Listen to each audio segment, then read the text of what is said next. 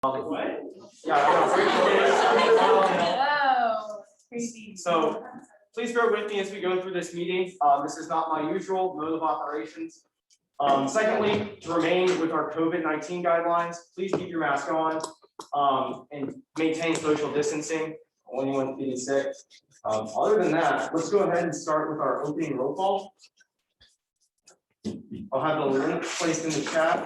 And it opens up. It's now open, and the link will go ahead and be placed in the chat momentarily. There it is. So go ahead and fill that out. Let's have y'all until 7:13 to get that done.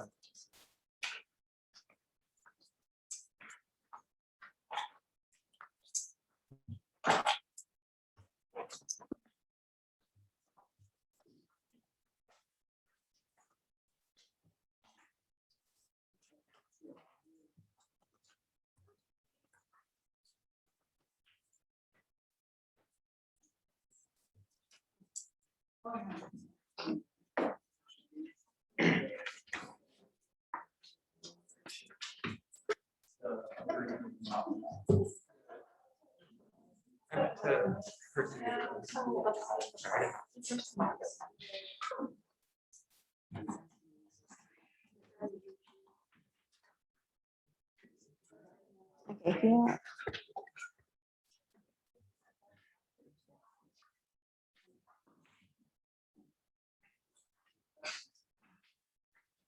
All right. It's like we're almost finished up taking care of that. I'd like to move into a period of invocation and pledge of allegiance led by Senator Emily Lucas.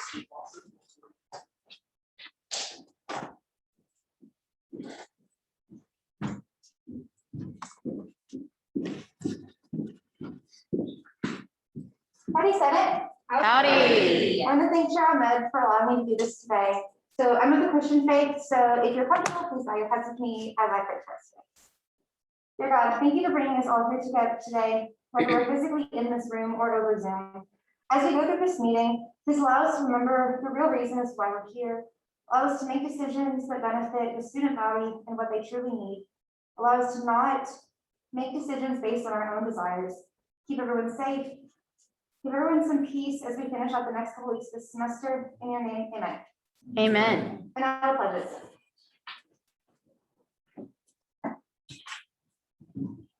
I pledge allegiance to the flag of the United States of America and to the republic for which it stands, one nation, under God, indivisible, with liberty and justice for all.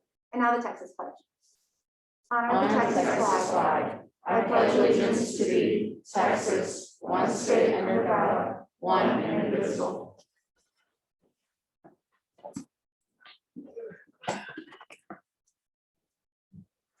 I'd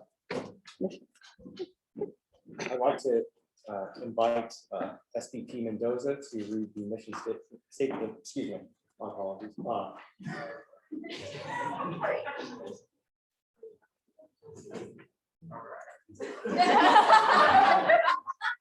We're going with it. Sorry about that. And is this written down somewhere? Do you, I mean, I have it memorized. do you want me?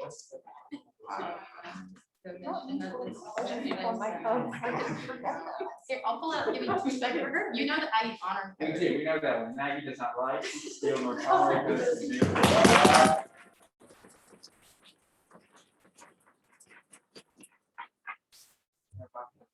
So we're good.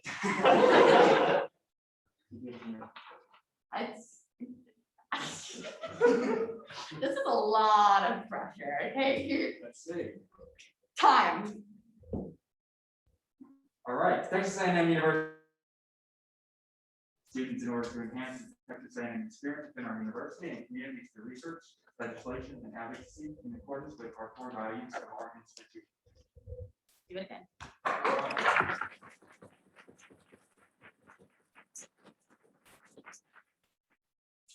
I do know what comes next. Time for a spirit of activism.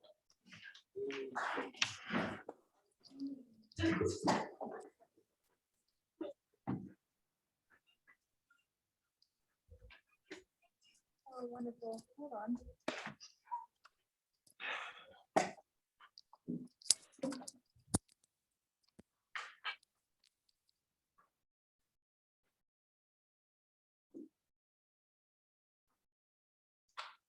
my apologies. I'm trying to pick it up on my phone.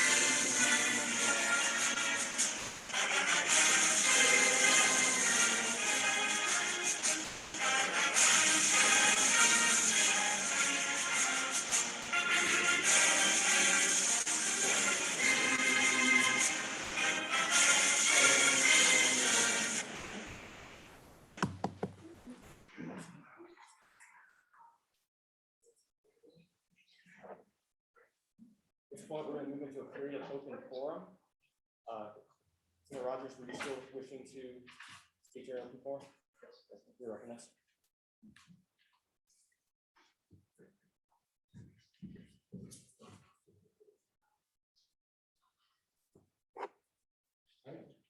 Mr. Rogers, off-campus caucus. Howdy, Senate. First of all, I'd like to thank you for confirming all the nominees we've had so far this year. We are approaching the end of the semester, so we are down to our last nominee. Normally today, we would have scheduled the nominee we actually confirmed last time. However, I've contacted both the nominator and the nominee, and neither one has gotten back in touch with me.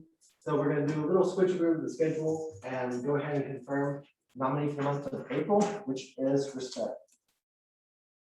I have operated my subcommittee with great reluctance to nominate individuals from SGA because we are here to represent the student body, not ourselves. However, my subcommittee has insisted that we nominate Lily Piper to you today. And here's the description that the nominator wrote for her for the month of April and the core value of respect. No one is more deserving of this award than Lily Piper, SGA Diversity Commission in the past 2 years, and a member of the commission for all 4 years of her college career. I've never met an individual more deserving of this award than her, as she is more passionate than anyone I've met about promoting diversity efforts on our campus, all centered around respect. Lily Piper is and has always been committed to making Texas A&M a more inclusive, respectful, equitable place by fostering and supporting tangible change on campus. The Diversity Commission is committed to pursue respect to diversity, equity, inclusion, and accessibility in all that they do, and Lily Piper is the leader of that. This entire year, she has been a resource to other student leaders on our campus, and students in general, serving as a sounding board for other organizations on campus as they work through diversity-related issues.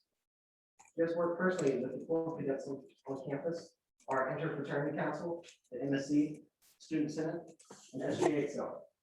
She has never received recognition for any of this work as the organizations themselves receive it. She has worked nonstop behind the scenes to ensure that students all across campus are fully respected and valued both on and off campus. She is always extremely willing to help absolutely anyone that reaches out to her. She has served as a sounding board advisor for students and organizations alike. Respect is a core value that Lily Piper embodies through and through, more than an agony I've ever met. Quote from her advisor. I worked with Lily over the past 3 years as her advisor for the SGA Diversity Commission. I watched her transform the organization by recruiting innovation members from previously untouched areas of campus, coalesce voices into new internal structures, and built external bridges to extend the organization. Lily revolutionized the Diversity Commission. We started seeing public commitment statements being released after a high-profile campus or national event. She engaged her team to conduct open dialogues about issues that were once seemingly too complex for discussion. Lily basically took a group from consistent staying in the shadows into becoming one of the louder and organized voices to push the needle toward progress. I attest all, truly all, of such success to Lily's leadership.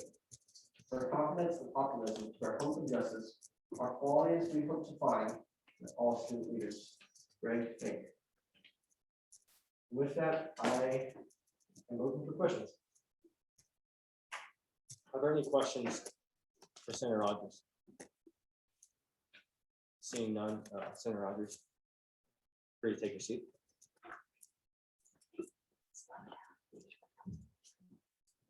All right, at this time, we need to move into the approval of the minutes, the 3/17/21 minutes.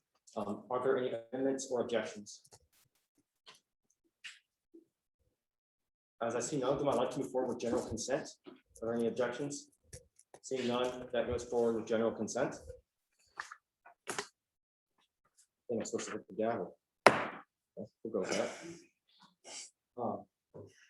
Now we've approved those minutes. We're going to go into our unfinished business, starting with Senate Act 7307, Aggies and Mentors Establishment Act. Will the authors please come down to the floor?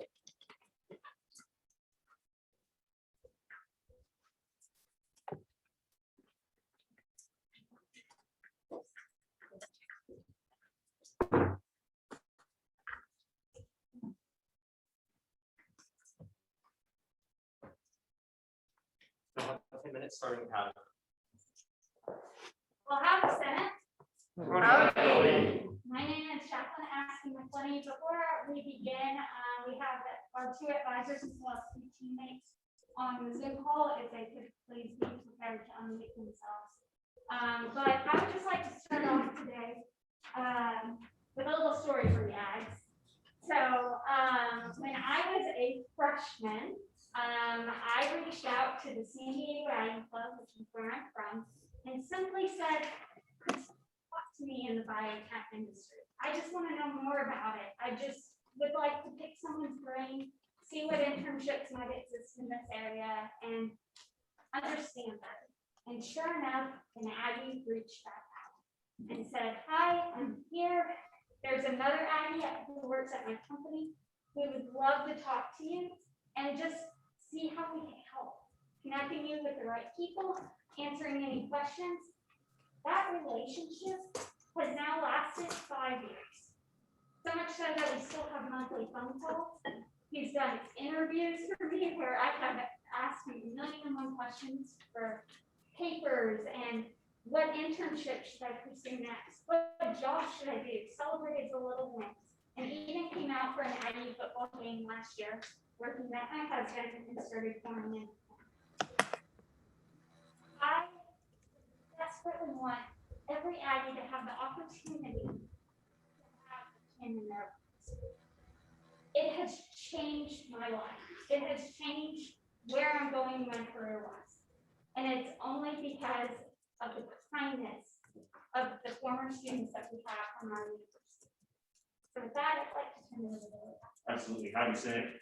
Class of 14A. And I just wanted to briefly recap Aggies and Mentors. I know a lot of you were present last couple of weeks ago. We presented this bill, presented the committee or the organization structure, the aspiring committee structure. I just wanted to briefly recap. The mission of the organization is to provide opportunities exactly like what Jacqueline just described. We believe there are a lot of students out there on campus that would love an opportunity to benefit from a mentor, but very simply don't know where to start. They don't know where to go. They don't know who to ask. Their major is very small. They don't know who to reach out to.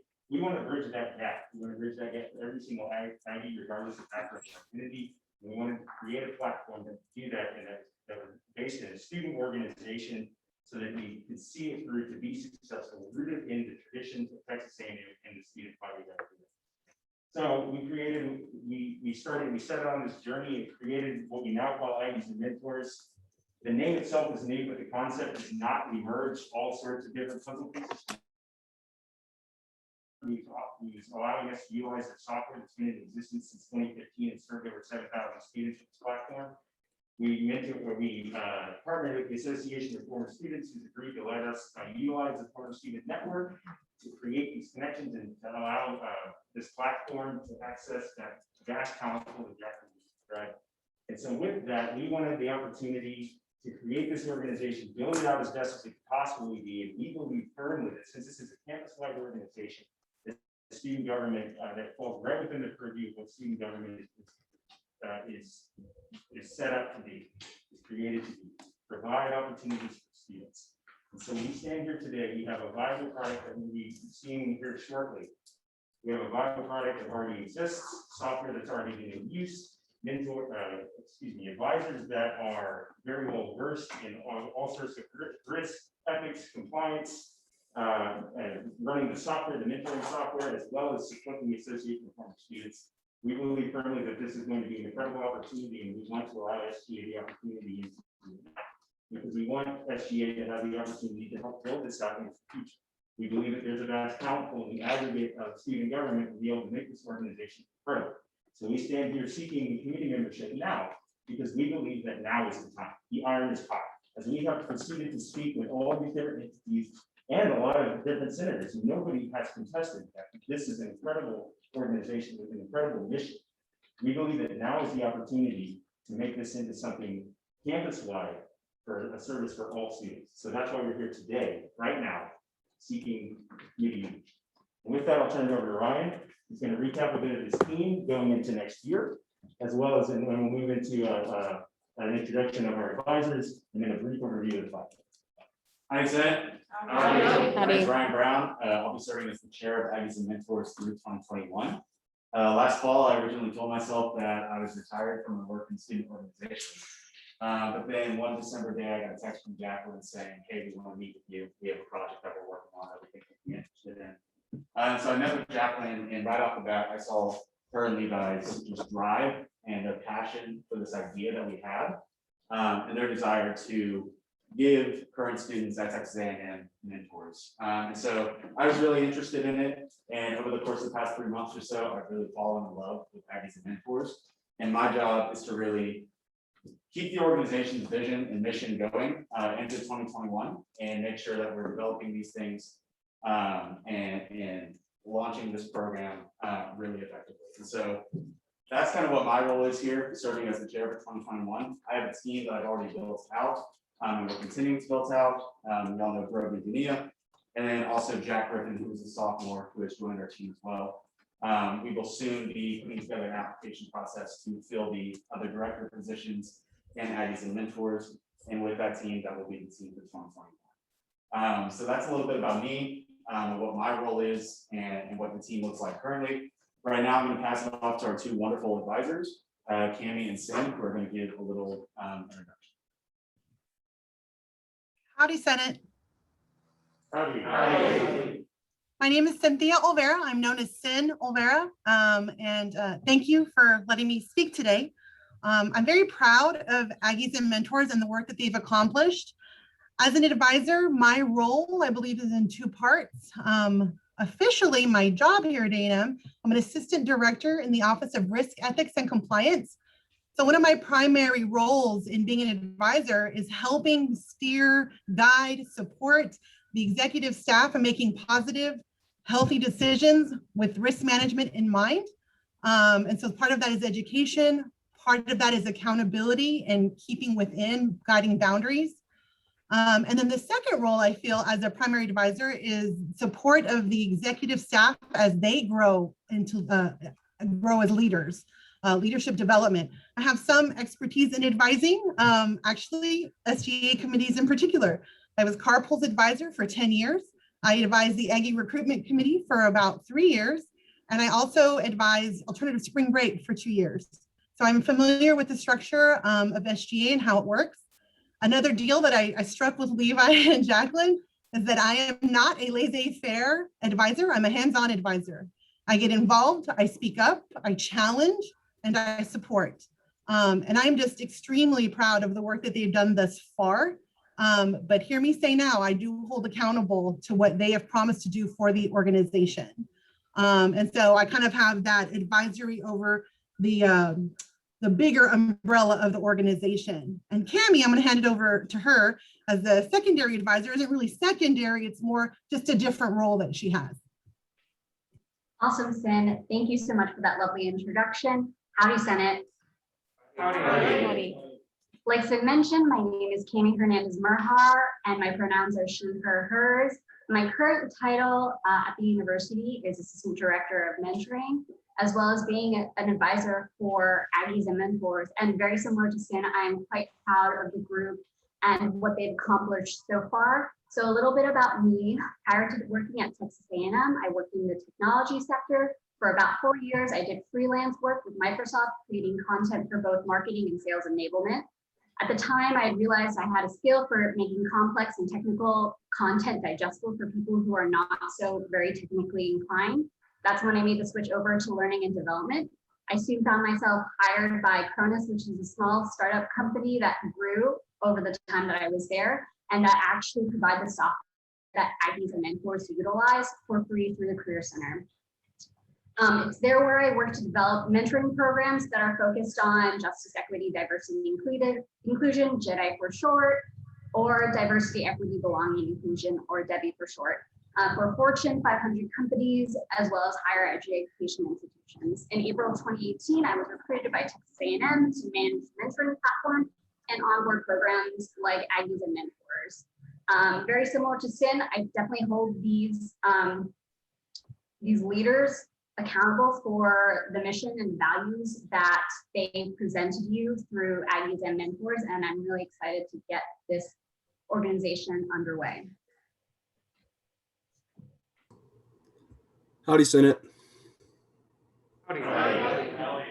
My name is Jack Griffin. I am the Operations and Assessment Director of Aggies and Mentors, and my main job is to oversee the platform that we use to match students and mentors. Mr. Griffin, I Yes, sir. apologize, I'm going to stop you right there. I do need, and the chair is going to entertain a motion to extend time of presentation.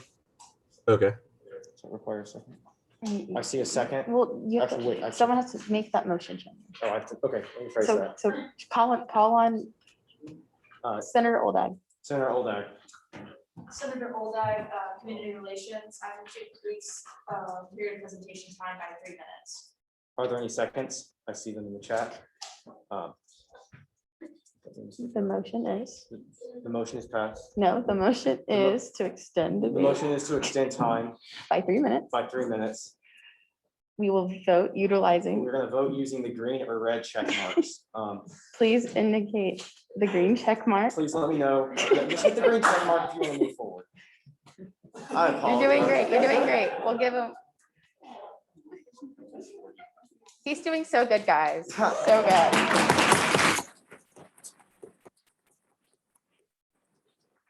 Winner and the show. That's what you get.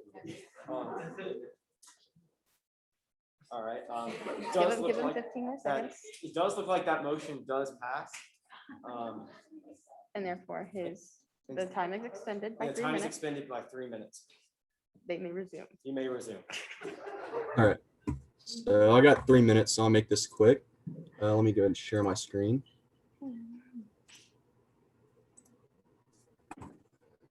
So if you can see here, this is what the student will see when they first get on the platform.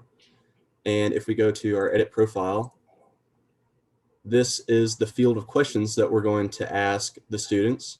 So name, where they're from, what areas they want to learn, what they want to work on, academic success, internships, what industries they're interested in, and then what their goals are for the semester. So if I'm a student and I want to match with a new mentor, the first ones that pop up are the ones that are the most likely to match with me based on the matching algorithm that matches people based on what they fill out in their application. But if I want to match with a specific mentor, then I can just search in the field, say I want to match with a mentor in SGA. Then I can go through this and I can see that these mentors up here, since they have SGA in their bio, I'm able to connect with them.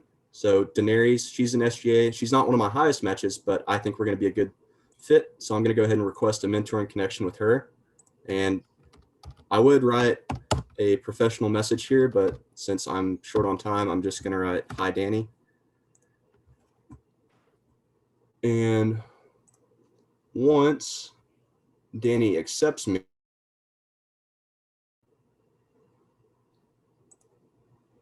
which Kimmy should do here in just a sec, but once she accepts me, we'll have a mentor mentee portal open up that we can.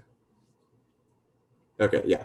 So now that Danny and I are matched, this is the task that we've lined out for the mentors and mentees to meet. Just work surveys week 1, and then we let them choose when they want to make a meeting. So through the platform, we have this really cool option that you can schedule an in-person meeting once COVID is over, a Zoom call, a phone call, a video call, or other platforms as well. And you can schedule that all through our platform. Now, this approach is more for the students that are looking to go out there and find their own mentors. On the administrative side, which I would show you guys if I had more time, we can also match users based on their matching score and use that to match students that are, I guess, less shy and don't want to find their own mentor. But what we're going to do in Aggies and Mentors is take a hybrid approach to matching both of these types of students to whatever mentors we can have. So if you guys have any Stop you questions. again, sir. Okay, perfect. Chair does once again entertain a motion to extend presentation so you can finish.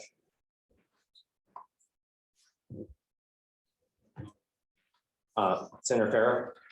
Senator Farrow, Engineering Caucus, I move to extend the period of presentation until they finish the presentation.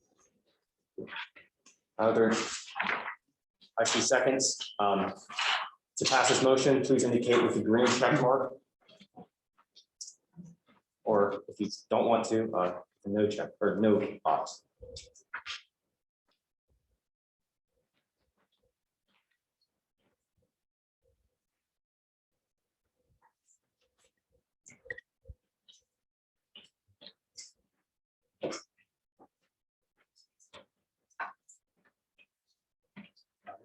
That does pass. Mr. Griffin, you may continue. Okay, I think we're pretty much done with the presentation of the platform. If there's any questions, I can answer those, or if not, then if any of my other committee members want to add on anything else, they're welcome to do so at this time. Yeah, we'll take it here, Jack. Thank you. Thanks, Jack. Appreciate your time there.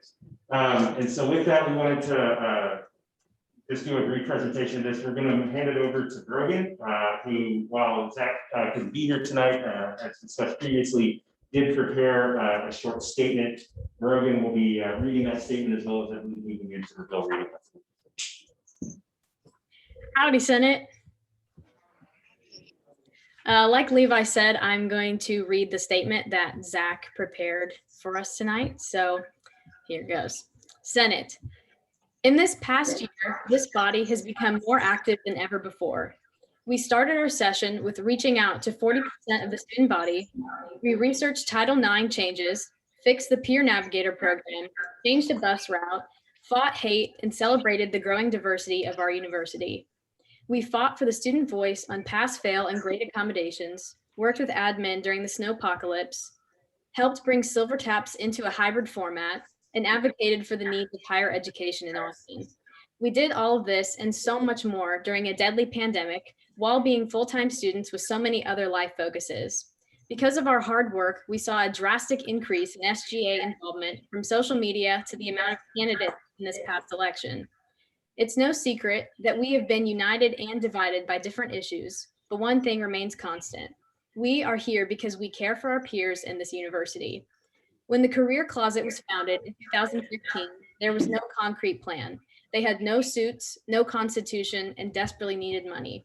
Their SGA committee status passed unanimously through the Senate because those senators had the same focus that I believe we have displayed throughout this entire year, to provide students the best possible experience and ensure that no Aggie is left behind. This organization is developed, fully written out, has a plan and the people in place to make it happen, as well as partnerships with the association, YAC, and Career Center. To bring this into the SGA fold would be to honor those who have come before and continue the mission that we have adopted. This organization will allow Aggies for generations to come to have access to guidance, advice, and resources that they could only dream of otherwise. What a privilege it will be to provide that service as a part of SGA.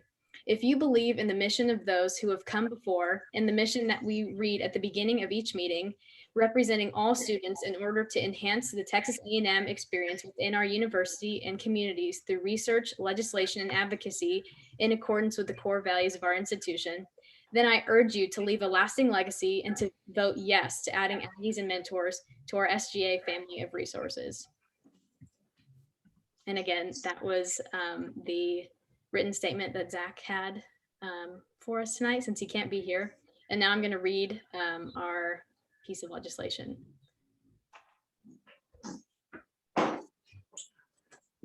Okay. Yeah. Okay, awesome. So this is the Aggies and Mentors Establishment Act.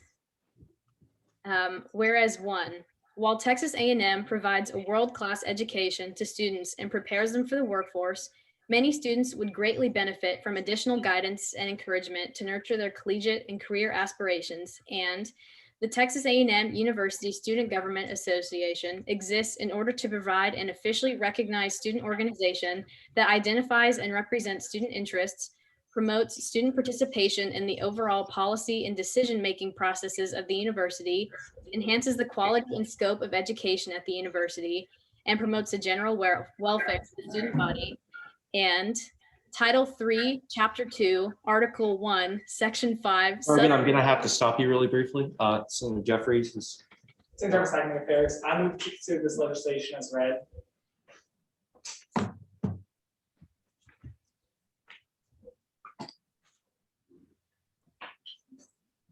There are seconds. Rules and regs shown. Do we have a vote on this? Yes, you can do general consent. I don't know what's on to a vote if not. By general, Ask for general. Are there any objections? are there any objections? If you have an objection, please type it in the chat. Seeing none, 1 second. Okay, Carry seeing on. none, This this legislation is considered read by general consent. Means we are moving into a period of ask questions. them if they yield the time. Do you yield the time? Yes. And then we go into questions. Then we move into a period of questions.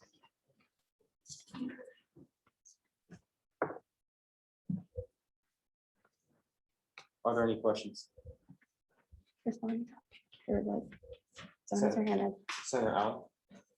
Senator Allen Mays, Business Caucus. My question is, considering that we just got rid of a committee, which took years to do, why is now a good time to add another? Well, actually.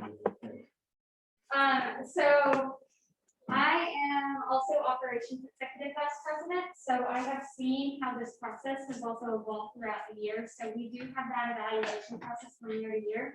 That was created a couple of years back, and there is a very good reason for it, because you're right. Not all committees live to their proper standard and the standards that we set for them as SGA. EIC has not been fulfilling its requirements for a long time now. It has not had a strong foundation, and its leaders and mission has not been consistent from year to year. And so I guess to truly answer your question, what makes this different is EIC did not have a stable foundation. We have built this out. For the past several months, we have gone point by point to ensure that we have built out every point so there is a strong foundation.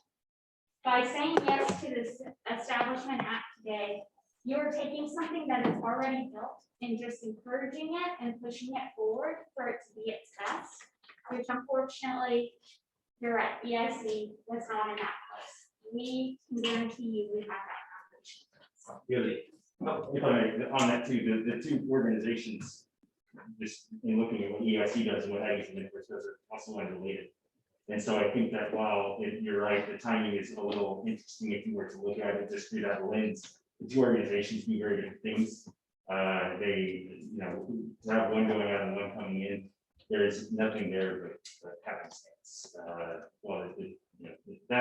Since they have no similar mission whatsoever, it just is a coincidence.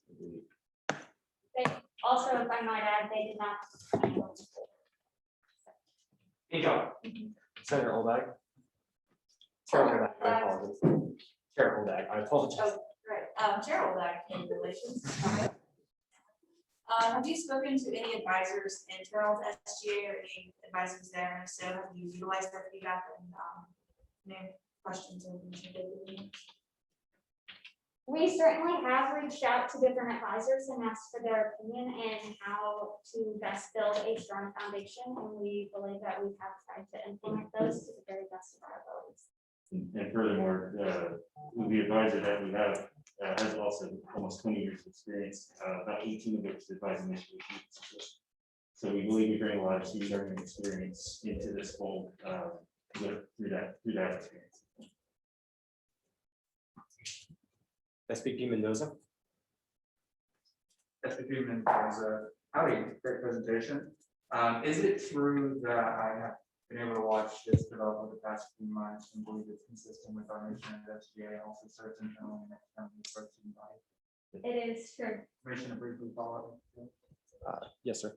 Is it also true that in addition to the support I mentioned, that you feel like parks also fully consistent? That is true.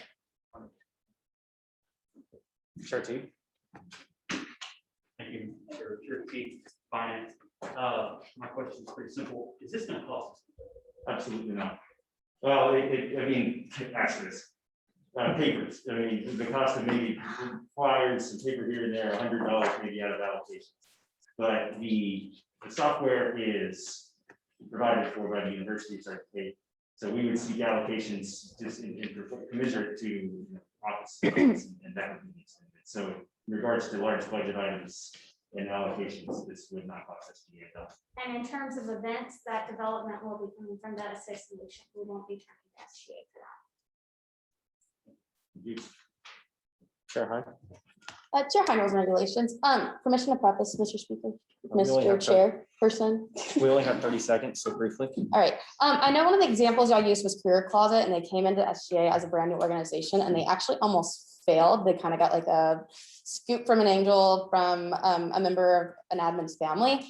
Is it unfair of the students then to ask y'all to have a year of experience under y'all's belt and then maybe come back to us in the future with a consistent track record that you said that EIC lacked? I don't believe it's unfair to ask it, but I would ask at what point does that stop? 1 year, 2 years, what difference does it make would be the question that I have back. Permission to back and forth. We have reached 5 Okay, minutes. Roger. The chair entertains a motion. Senator Allen, please also put that in the chat as well. It is. Okay, thank you. Senator Allen. Senator Allen, this topic, I motion to exhaust. All right. Let's see if there are some seconds. By general consent, I can do that by general. Yes. By general consent, are there any objections? Okay, seeing none, that does pass. Senator Oldham. We're Wait. permission to back and forth. Oh, my apologies. Okay. Granted? Yes. Question mark? Yes, I'm gonna go with a yes.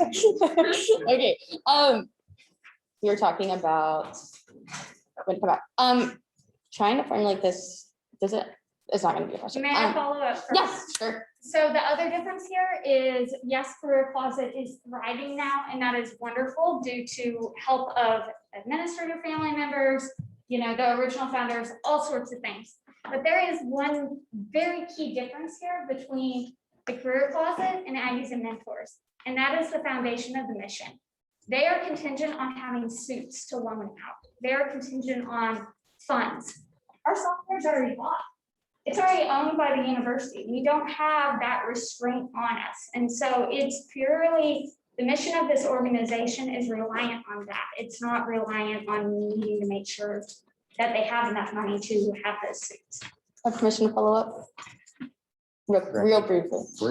Wouldn't you say that the mentor system would be contingent on involvement by students in SGA and across campus? And have you seen that request or I guess buy-in from the student body yet? Yes, we have, because there's already 7,000 students that have utilized the ID Mentor Network platform, and that's with a very small subset of campus programs already being offered. And so if we open the floodgates, we use that pun quite literally, if we open the floodgates on the software, which you just saw demonstrated, we believe firmly that we will get quite a few hits on this. It's already provided such a resource for students in its very small scope. If we expand that horizon, we think that this organization will expand it. Awesome, thank you. Thank you. Senator Gonzalez.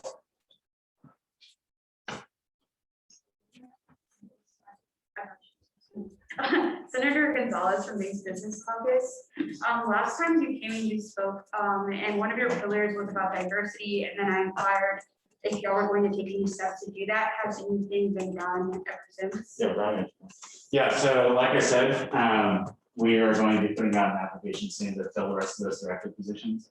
And one of those positions, as we talked about in the last Senate meeting, will be a director that oversees diversity and inclusion for the organization. Going off of that too, and this is just kind of my philosophy behind that, and this is more of the human resources side of me. But in a lot of companies, when it comes to diversity, equity, and inclusion, they'll often say that, oh, that's just an HR thing, HR handles that, right? But really, D&I is something that lives in every function of the organization. So that's really what I envision for Aggies and Mentors too. It's not only do we have a specific director overseeing D&I, but also every other director position has some sort of function that contributes to our D&I efforts. Permission to follow up. Please, briefly, yes. My other question was, so what is the reason that these leadership positions, like these applications have not been sent out before y'all coming to talk to us? Why hasn't there been an urgency to fill those positions? We wanted to open up those applications to student government, and we felt that the timing prior to yes or no on committee membership, if we were to do that in advance, we would it would be the right time for us to do it prior to.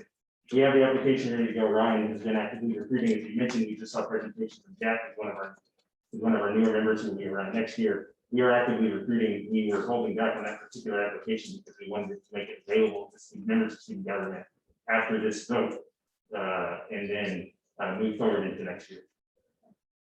Thank you. Chair Ahmed.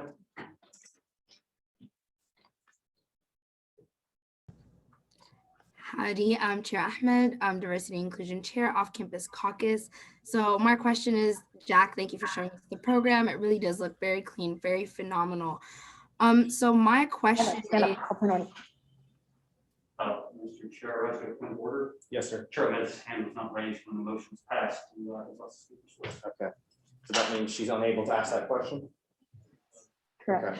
Okay. Unfortunately, Chair Ahmed, it appears I am out of order. It's not a good thing.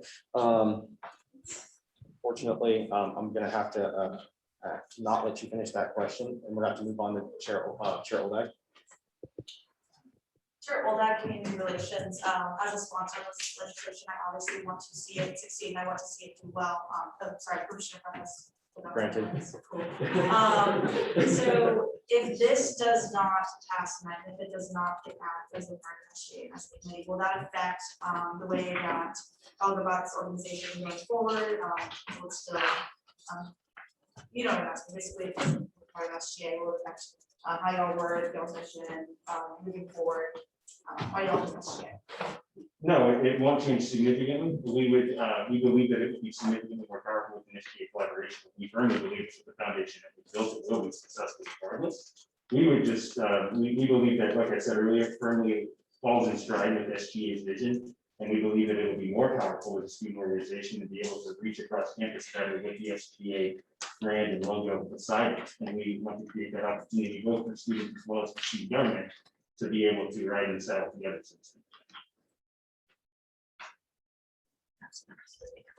It appears the speakers list has now been exhausted.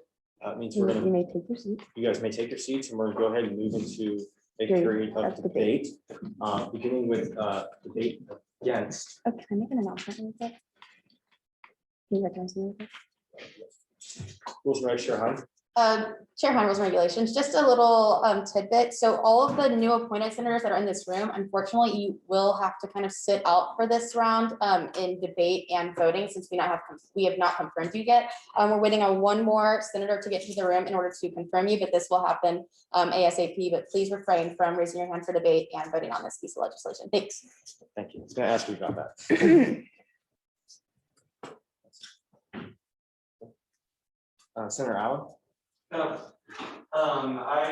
would like to put myself, I don't know if we're going to phrase this, but I would like to add myself as a sponsor and anybody else. Forum. Point of order, Senator Allen did not state his name in caucus, therefore he's out of order. Probably nice. Senator Jefferson. And you are standing in debate against? Yes. Howdy, Senate. Howdy. Howdy. All right, I think this committee has a great plan.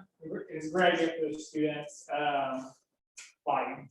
But as we've seen, like we only have a handful of leadership, and just like Career Closet, a lot of them are leading that are the strongest proponents of this, that are really driving it, what I see. And just like Career Closet, I'm afraid that it may fail. Career Closet was desperately on my support after their leadership left when I first came going.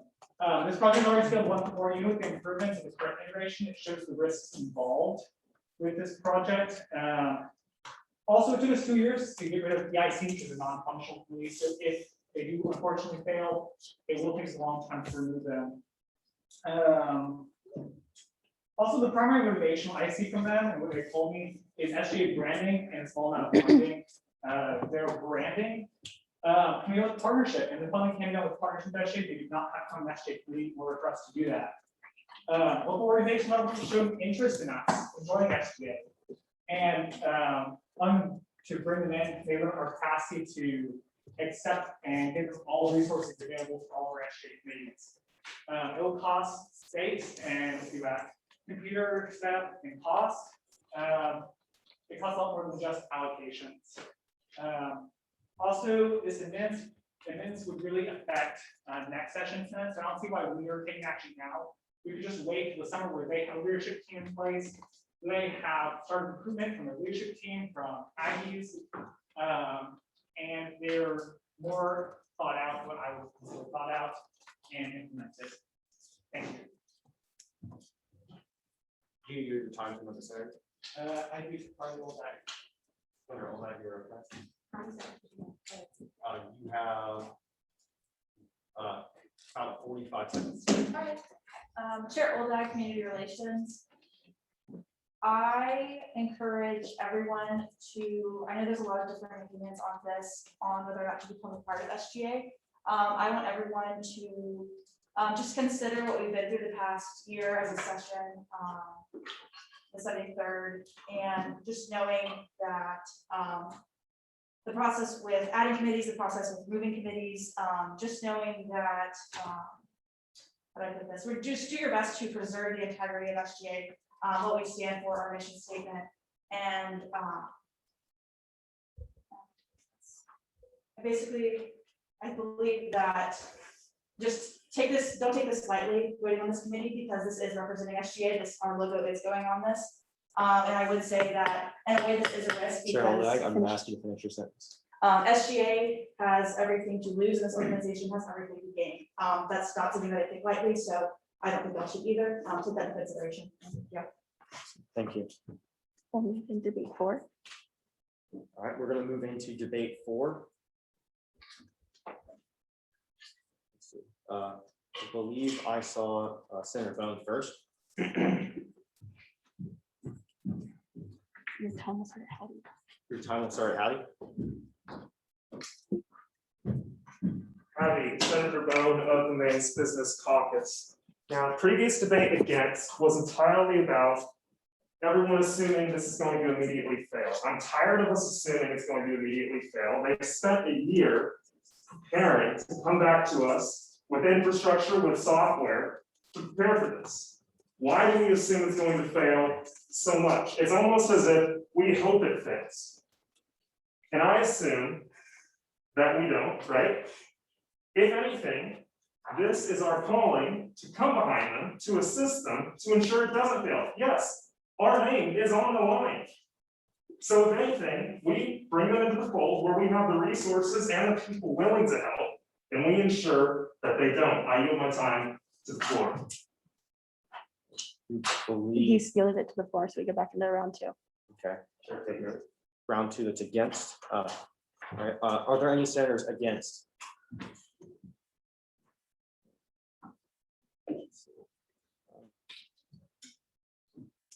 Senator Allen, I do see a motion. Senator Allen made business caucus. I motion to put myself as a sponsor and anybody else. That motion has been seconded. Are there any objections? By general consent, that does pass. Are there any, Ask him if he has his time to. do you yield your time to the floor? I yield my time to the floor. Okay, that brings us into our third Round of, round of debate. no, Oh, second round 4. Second round in debate 4. Are there any senators for? Senator Feldman, you're recognized. Recognize the parliamentary inquiry in the chat. Chair Teague, there's a you have a parliamentary inquiry. I do, thank you. Chair T, Finance. If we get, I'm curious as to what the number of this legislation is. So this contract. 7307. That's SA 7307. Senate Act. Feldman, your time starts at Patty. Howdy, Senate Chair Feldman, Legislative Relations. What I saw up here was absolutely excellent. I think that this is something that all of SGA can get behind. What is our goal? It's to be there for the students. This is a direct way to be directly there for every single student. And if we help one, just like in the story I heard up there, then it's worth it. The resources that they need are minimal. They already have a track record. Some of the stuff I've heard from Chair Jeffers, to be honest, I don't think this needs waiting. I think we should implement this. The future SVP likes it, the current SVP likes it. I think that this is something we need to implement now. I think it's something that's absolutely excellent. And this is our opportunity to directly help the students right now. They have the resources, they have the infrastructure ready to go. I say we go do it. And I yield my time to. Do you want the chat list? Yeah, let's see it. All right. I yield my time to Senator Chair T. You're recognized. How much time do I have? You should have from 50, you have, Senator Sheldon spoke for 52 seconds. So you have almost a minute and a half left. Howdy.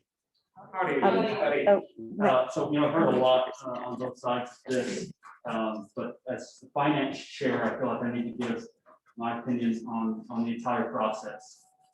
Should we pass this act tonight? Should they become a committee? The oversight does not end today, it does not end tonight at all. In fact, I think that it could be argued that's when the oversight begins.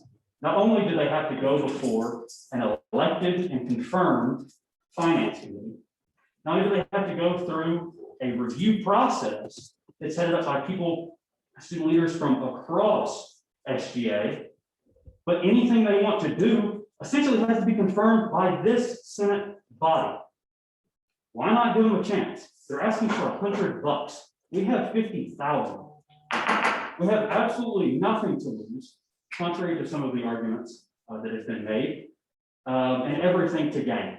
I think a lot of colleges would love to pick up a system like this. I can't speak on behalf of the College of Agriculture and Life Sciences, but I would think that they would be very interested in such a professional software system. I'm sure the Mace Business School would love to have something like this. I think it's high time that the SGA reached out, grabbed something that's pretty great, and held on to it before somebody else grabs it right out of our hands. I encourage a yes vote on this act. You want time before, thank you. You show this time to the floor, which means we're moving Into the third round. Third period of debate, starting with debate against. I see there's a parliamentary inquiry. Senator Nassas. Senator Nassas on this caucus.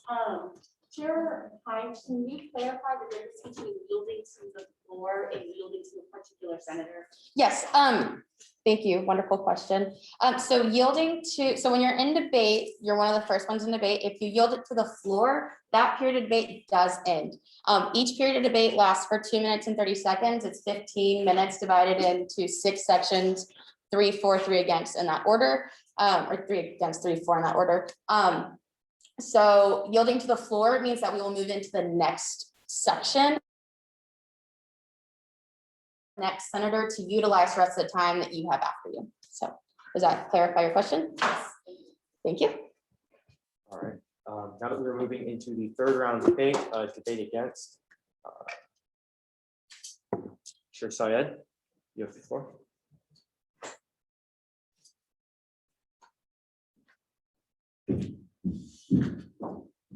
Time starts at how? Howdy, Senate. Chair Syed. Howdy. Services. Howdy. I want to say that I love the concept of this organization. I believe that everything it stands for is amazing. However, an organization is not just a name and a constitution and ideas. What it is a culture made up of members and officers, like a whole officer team. And we don't have that yet from Aggies and Mentors. I love the organization. I love the branding. I love everything about it. But to not have the culture of the organization set before joining SGA would potentially result in a lot of risk mitigation for the Student Government Association.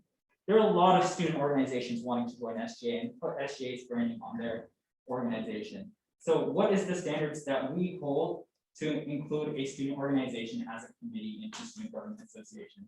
Please think about that as you vote. Thank you. Do you yield your time? I yield my time to the floor.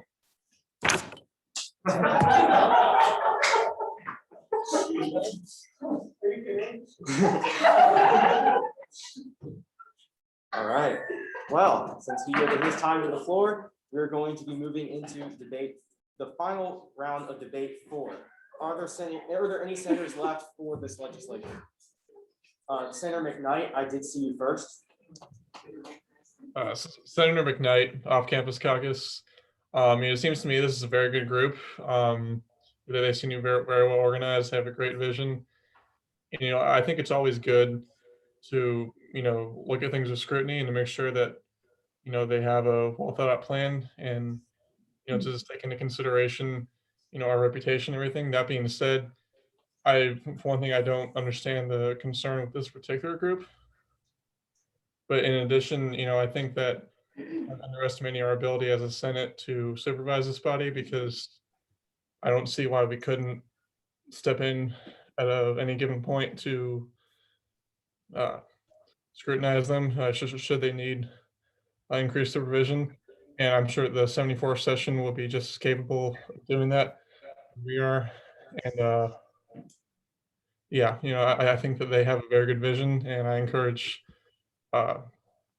everyone else to vote yes on this bill. And I yield my time. You yield your time too. Oh, Think about this very carefully, please. I beg you. Senator McKnight. I guess Senator Feldman. Senator Feldman. I give my time to, or Chair Feldman. That's who I yield to. Yeah.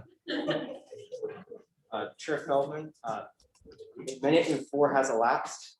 Chair Charles Blair, I rise to a point of order. Oh no, what'd I do? No senator can speak twice before every other senator that has raised their hand has gotten a chance to speak. Therefore, Mr. Feldman is out of order and cannot debate. Unfortunately. Senator McKnight, does he still have to select the next individual, or? He will have to do that, yes. Okay, Senator McKnight, you have to pick someone else. I see, Senator Martin is first on my list, so I guess Senator Martin. He's the first one with his hand raised on my participants. Senator Martin, I'm going to pause you really quick. It looks like there's a motion in the chat from Senator Lucas. Senator Lucas, College of Education, I move to extend the debate by one round. By 1 round? Sure. Okay. All right, that was seconded by general consent. Are there any objections? Okay, seeing none, that does pass. Senator Martin, you are free to go.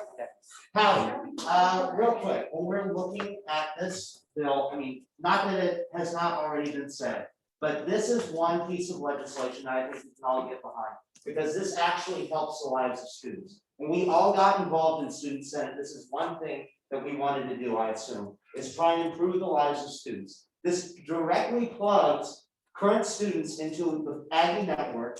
It gets them partnered with former students, and it helps them create, eventually get into jobs and internships and whatever else they need. It also creates a community where they can bond with other students and give them insight into what they need to do for a career and what lies after Texas A&M.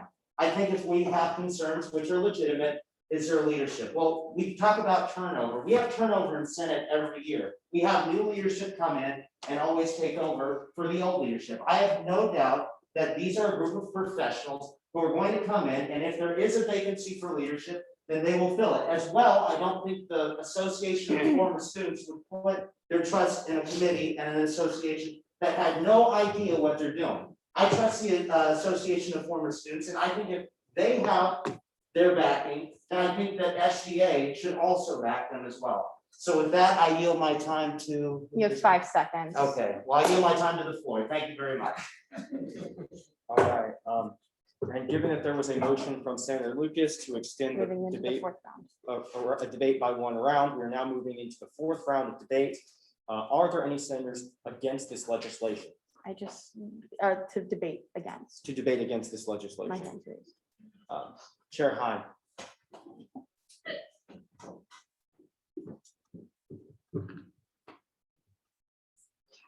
All right, Patty, Senate Chair Hine, Rules and Regulations. I don't want to stand up here and act like I've been planning to speak against this. Chair Hine, I'm gonna have to stop you right there. Yeah. It looks like there's a point of order from Senator Smith. Chair Trosclair, did we vote on Senator Lucas's motion to extend debate? General consent. Yes, we did by general consent. Okay, thank you. Sorry, Chair Hine. It's okay, Senator Smith. Wait, hold till I die, okay? Anyways, Your time's going. okay, I don't want to sit up here and act like I've been planning to debate against, so my thoughts might be a little scattered. I actually agree with a lot of what the people who are debating for said, but I need y'all to realize that this piece of legislation that we're voting on is not voting against the organization. I want this organization to succeed. All I'm asking is to have a year of experience under their belt, that they're not gonna wind up like Career Plaza, because Career Plaza almost failed. And so in order to avoid the precedent of more new organizations coming into SGA, hoping to come into SGA from, per se, clout, which is what one of the authors of this piece of legislation said to me when I asked him what they were coming into SGA for, I think that we should ask them for a year of experience, come back in the 74th, make this opportunity. Another example was investing in this early and they made more money. I just think it's still early in this organization. This organization can go on for 100 years. So I really do support this organization and want to see it succeed. I'm just asking for a year of experience under its belt. So with that, I yield my time to Chair Jeffers.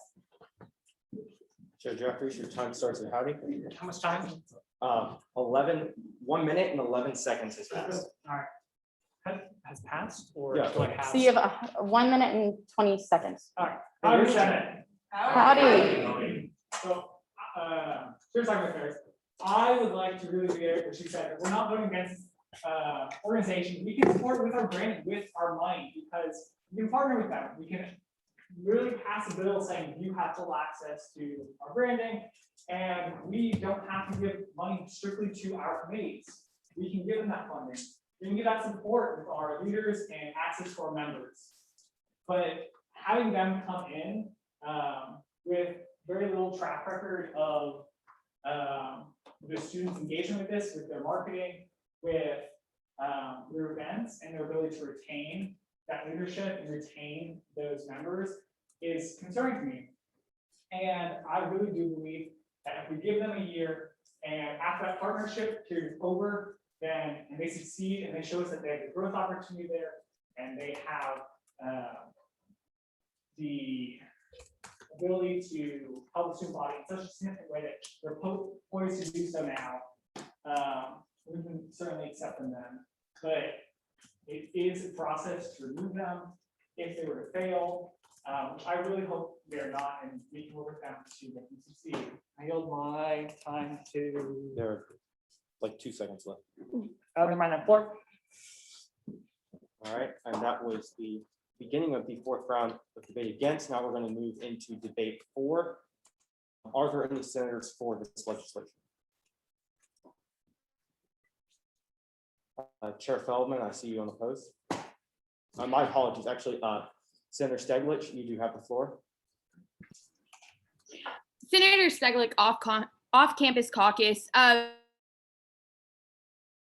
here today, and I can see both sides of it, but at the end of the day, I've seen more promise in this group and more development of the goals and true, what this organization is going to be able to do, more than organizations that I've known that have been actually in place for 2, 3, or more years. I think this organization has a lot of promise in the fact that they've already developed software, they have plans to put in place, they have everything set out stone by stone. I think there's a lot of good things here, and I don't see a way that this can fail with the leadership that they have set in place. There are a lot of opportunities to benefit students and former students here, and I think that we should take this opportunity and allow them to be a part of SGA. With that, I yield my time to Chair Feldman. Chair Feldman, you do have the floor.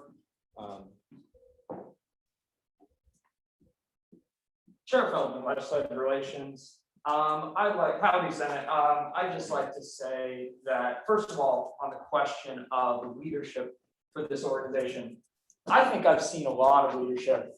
These leaders here, we have a lot of leaders such as SVP Mendoza, SVP-elect Parks, Roe Gunea, Senator Gunea, Zach McHugh.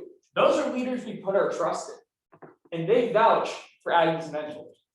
In addition, what's the best way to hold accountability on this group? Because a partnership is not it. When it's a subsidiary of SGA, we have the authority to ensure that they are doing the right thing and are following the right procedures. I believe in Aggies and mentors, and I yield my time to Chair T. Chair T, you do have the floor. How long we got? You have 30 seconds plus 4, so 34 seconds. Howdy, Senator T, Finance, to echo some of Chair Goldman's points. Absolutely, as the chairperson of the Finance Committee, there is absolutely zero power in a partnership. In fact, I'm not entirely sure what we would even get out of a partnership beyond just bringing them in, because we're giving them basically all the power. If we are to vote yes on this legislation, if we do accept them into SGA, then we have all of the power. We have power of purse, we can tell them how much money they're going to get. They want to move that money around, we can tell them yes or no. Again, it is a no-lose situation as much as one could be. Thank you, Chair T. That is the 2 minutes and 30 seconds have now elapsed, and that was our final round of debate. Therefore, we move into a period of voting. Now we move into a period of voting. That forum is now open. And it will be placed in the chat as well. Yep, it's there. It's already there. Let's go ahead and meet back here at 8:20.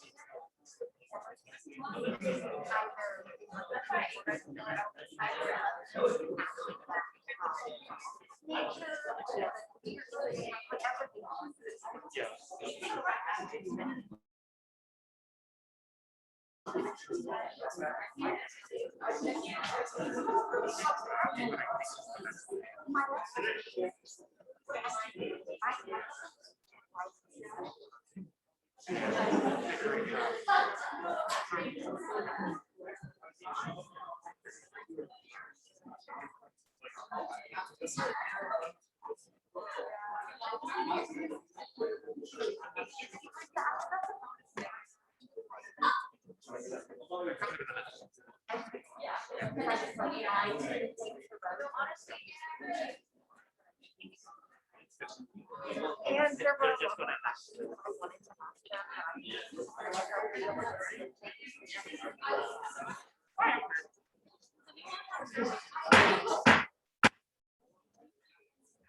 All right, folks, find your seats, please. Director Marshall, vote count. 6 against and 5 in abstention. This doesn't.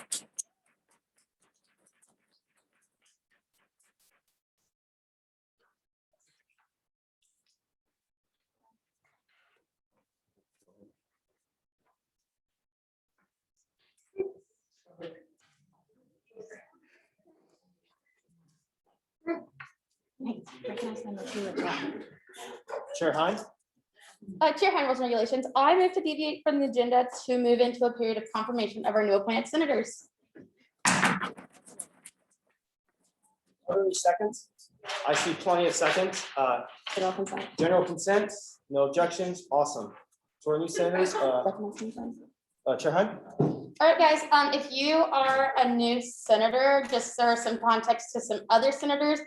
These have been appointed through our vacancy process. So basically, after spring elections, all the vacancies that we have, they get filled by senators who were also just elected to the 74th session. So they'll be joining us in the struggle of back-to-back Senate meeting weeks. But if y'all will, if you're in the room, if you'll please come forward.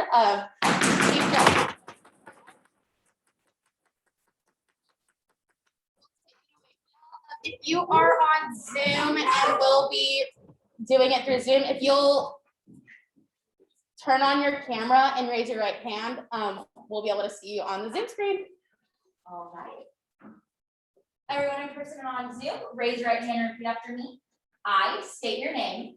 I, Jessica Williams, Do solemnly swear do solemnly swear to faithfully execute to the best of my ability to faithfully execute to the best of my abilities the duties of the office of Student Senate the duties of the office of Student Senate for the Texas A&M University Student Government Association, for the Texas A&M University Student Government Association, to uphold the honor of the same to uphold the honor of the same at all times to protect the welfare of the student body at all times to protect the welfare of the student body and to promote good relations and to promote good relations between the students between the students and those concerned with the university. and those concerned with the university. Congratulations.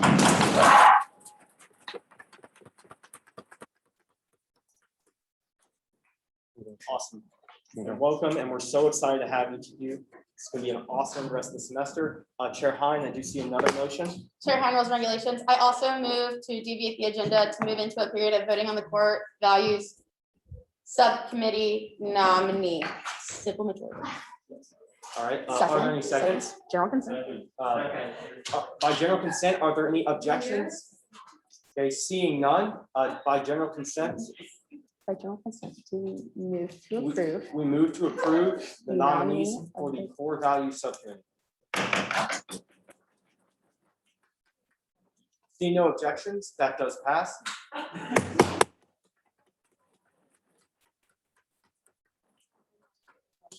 now we're gonna move into a continued period of unfinished business. Picking back up with Senate Act 7308, the Caucus Leader Proportionate Reformation Act. If the authors would mind coming down. Jahan, is there?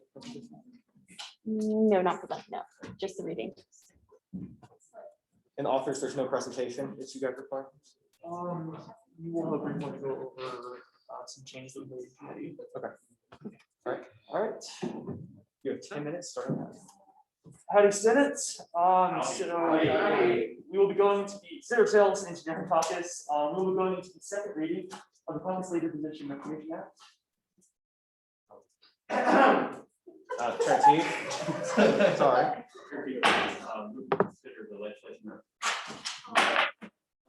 Are there any seconds? Okay, I think I can do that by general consent. Yes, I can. Are there any objections? Okay, Slow seeing down, none. slow down. Wait for someone to type the word objection. There's a parliamentary inquiry, Chair Olag. Chair Oldham, Community Relations, is it true that when it's considered as read, you can still present how you see fit? You just don't have to read the legislation word for word? Do you have any answer to that? I believe that's true. 'Cause I know you know what you're talking about, so we're gonna go with yes. Chair Hahn, rules and regulations. Yes, that is correct. You still get 10 minutes to present whatever you want to present, but you do not have to read the bill and or act in its entirety. All It's my right. pleasure.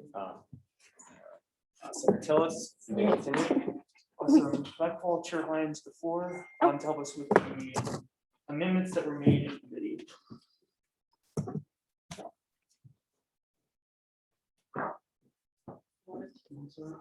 Let me. My apologies, guys. Yeah, so this piece was put into my committee last week. We had some really good discussions. We went through piece by piece, or therefore going to be enacted by Egan's point. But we did make a few changes just to clarify some changes. So we'll start with the first change and let it be further enacted too. In order to be a little more clear, one of the points that we're adding, or they're adding, is to meet with at least two times a semester, any combination of either their respective collegiate dean, associated collegiate council, or instead of collegiate, it would have been university affiliated constituent-based organization. And then in order to combat the problem that we may run into in the future, someone just really likes meeting with their dean.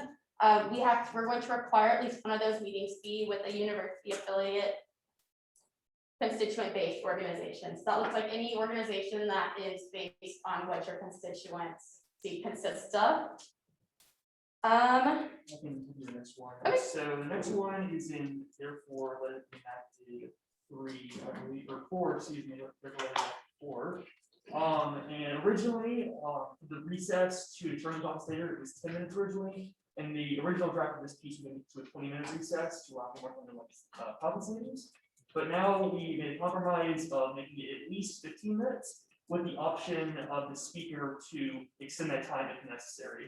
We thought that was a great compromise there. Senator, are you on the next one?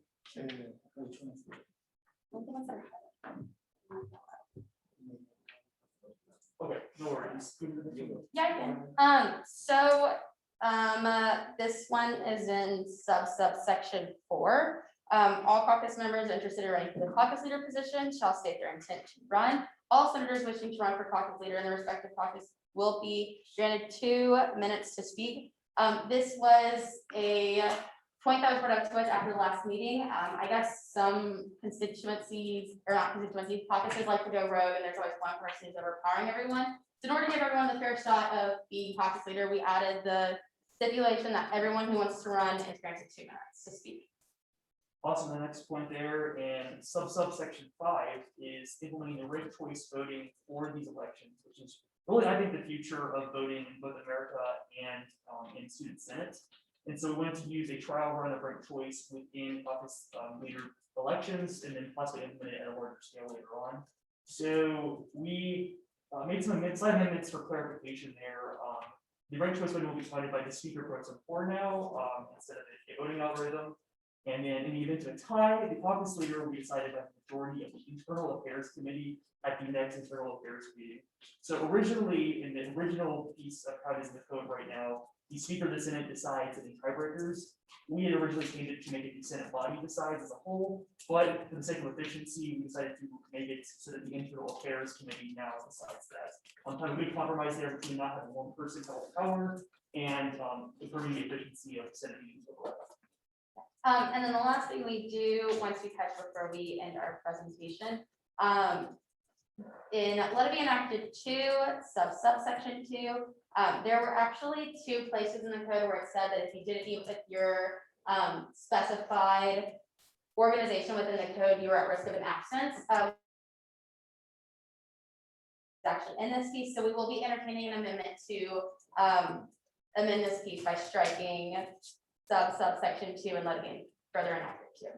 So, but this is after being gone through my committee, this is compliant with the code, and we're actually really excited to see these changes being implemented next session. So, and with that, do we yield our? Yeah, we will our time on the presentation and looking forward to any questions. Awesome. You have yielded your time. Are there any questions for the authors? Chair Teague? Look at the. Pardon me. My apologies, Chair Teague. Senator Masses, I believe she raised her hand in chat. Senator Masses, that's okay. I can't raise. My question is, it sounds like I understand that y'all want to do ranked choice voting as a member of the operations team. I'm just curious how, sounds like we would be the ones to handle that. So how exactly during the meeting do you have a plan for ranked choice voting to happen in real time? Yeah, absolutely. So we may kind of amend it there to specifically address that. The ranked choice voting will be funded by the speaker pro tempore, but we expect to use kind of online software. Some of how we've been doing all the elections, like for this session. It's something that's done specifically instituted by president elections. And so we wanted to implement this as part of trial run with office leaders. If it doesn't go over well, we can always remove it later, but we think this is a great start. And so we have to kind of specifically answer your question, use a online software to do the ranked choice voting. Yes.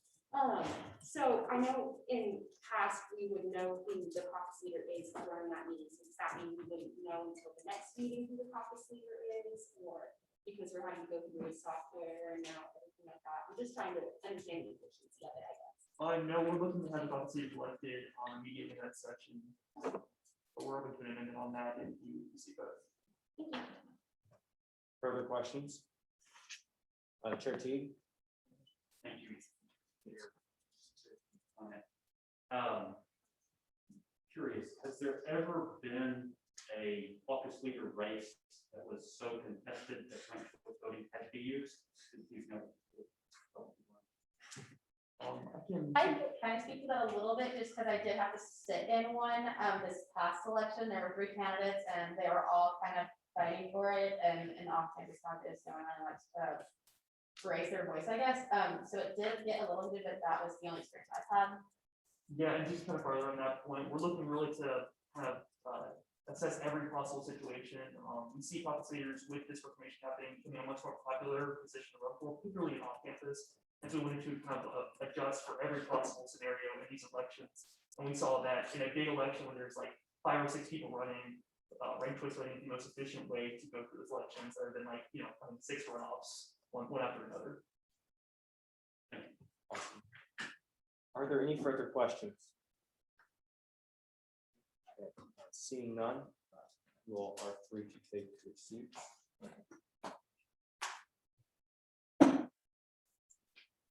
All right, now we're going to move into a period of debate. Is there any debate against? Chair Hein?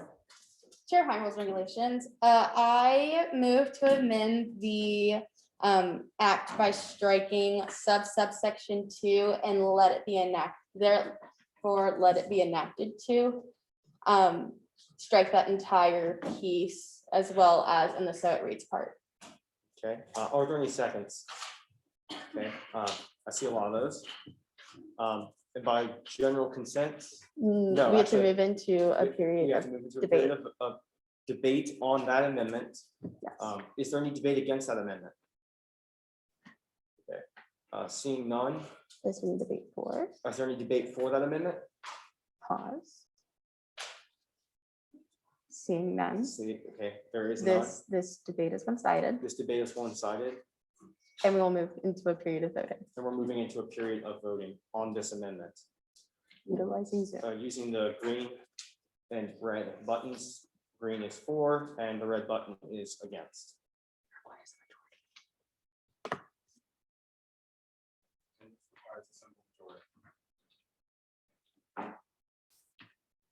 Chair Ahmed, I do see a point of inquiry from you. I do apologize.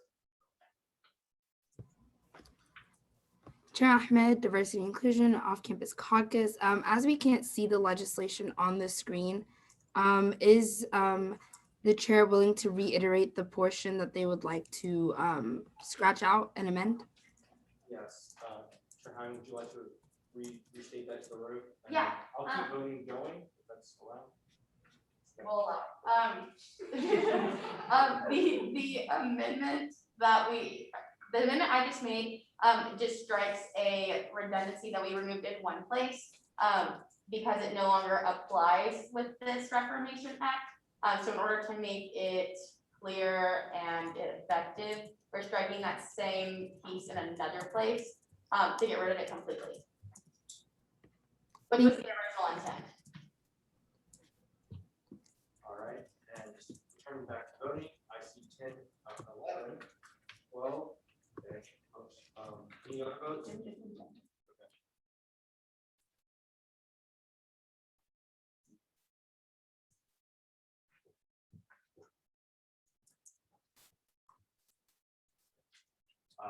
A vote of 13 for and no against, that amendment to the legislation does pass.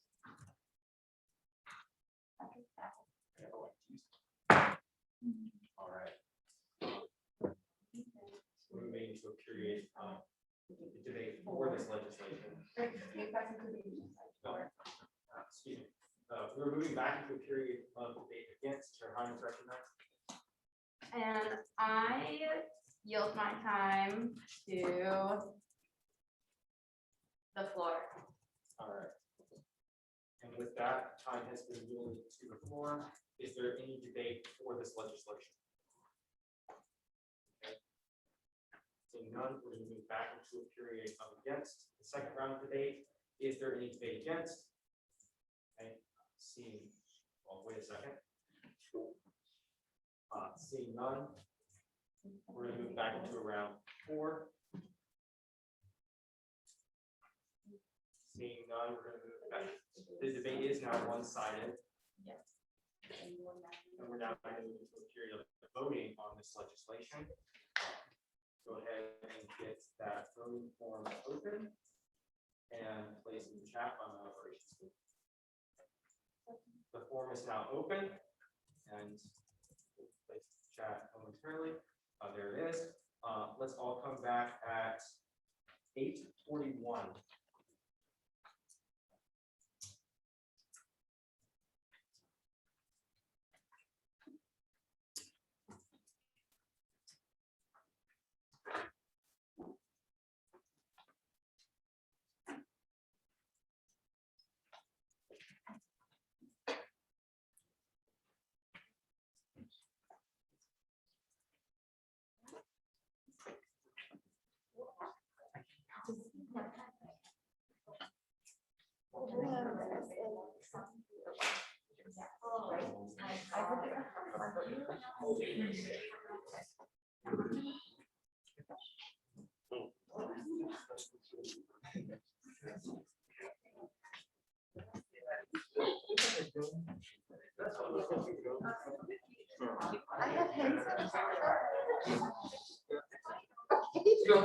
You have to take the whole back part. You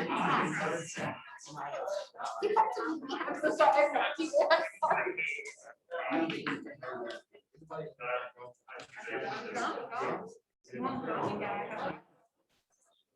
I love how everyone's checking. I love this. didn't give up on the hug, you know, that's all. Oh my God. Thank you. Coffee for me.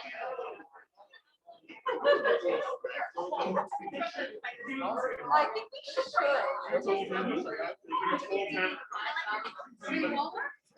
My feet hurt so bad. I'm already very We don't want the.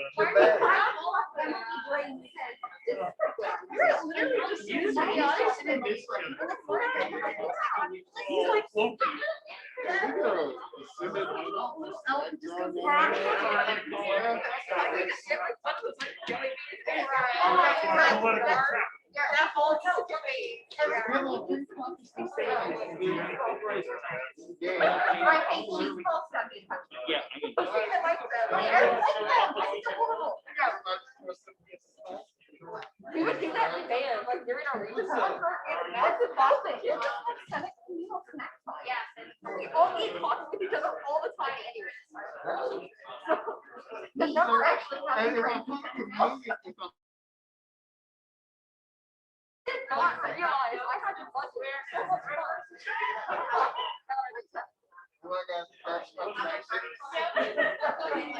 didn't have a Senate fund until February, and then it went into November. Everything was online, and I knew no one, and I was like, and then where is that bitch? He's not here, Sam's not here, but that bitch.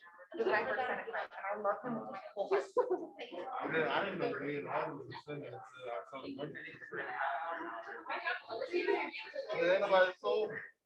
And your father's doing, you don't see him. I mean, I'm kind of just like, I'm like, so.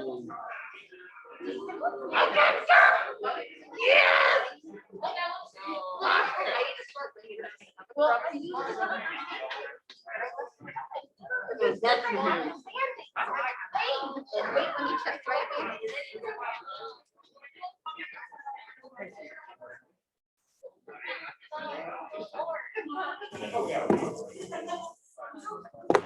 Jessica, oh my God, I do. All right, Director Margaret. I'm sorry. We have 41 for, 1 against, and 3 in abstention. That legislation does pass. All right, folks, we're going to move into a period of new business, starting with SA 7309, Senate Reapportionment Act. Will the authors please make their way down to the floor?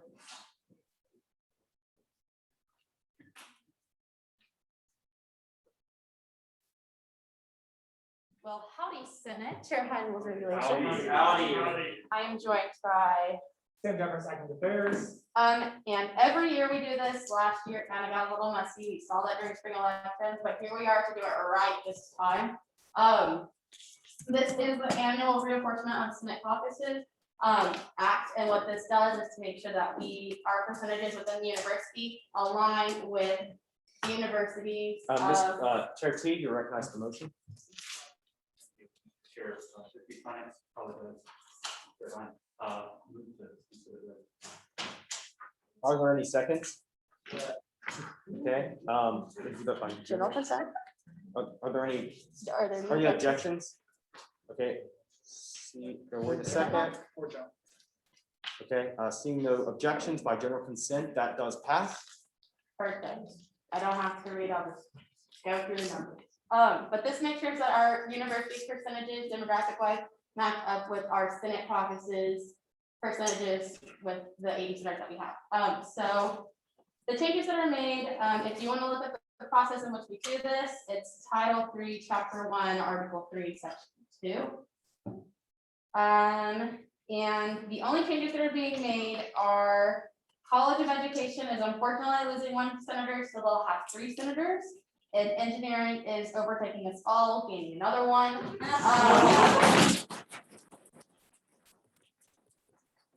And they're gonna have 12 senators next year. As for residencies, drum roll please, I'm kidding, gotta do that. On campus is losing 1, so unfortunately, for the on-campus residencies that are operated by Res Life and don't have have non-core cadets members living in them, those will have 4. And then the core representatives will still have 2. And that makes 6 for on campus. And then for off campus, y'all are gaining another 1. And y'all will have 3. I have double checked this. If you want to triple check it, I won't be mad at you.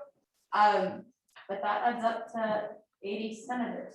So I don't mind any questions. Are there any questions? Oh, I will add, so these numbers will not go into effect until next spring elections. So these numbers won't be reflected in the fall since last year's numbers are translated in the fall. So these will be applied next spring elections for the 75th session of Senate. Wow. Okay, where can we find the numbers? Where can we find the numbers? So accountability.tammy.edu, we did have to pull the residency numbers from Sam's connections, but I can. It's not. Yeah. No, I applaud Sam. He actually created the spreadsheet that we use every year. So big props to him, and I can actually make sure that it's put in Senator resources so you can see where we got our numbers on. So with that, I have our time questions. Okay. Are there any questions for Chair Hine and Chair Jeffries?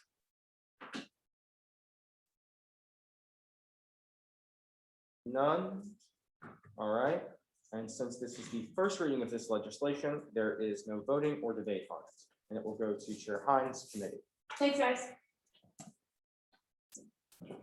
All right. We go ahead and move into our second item of new business, Senate Resolution 7347, Stop the Rue Resolution. I invite the authors down to the floor, and y'all will have 10 minutes starting Harry.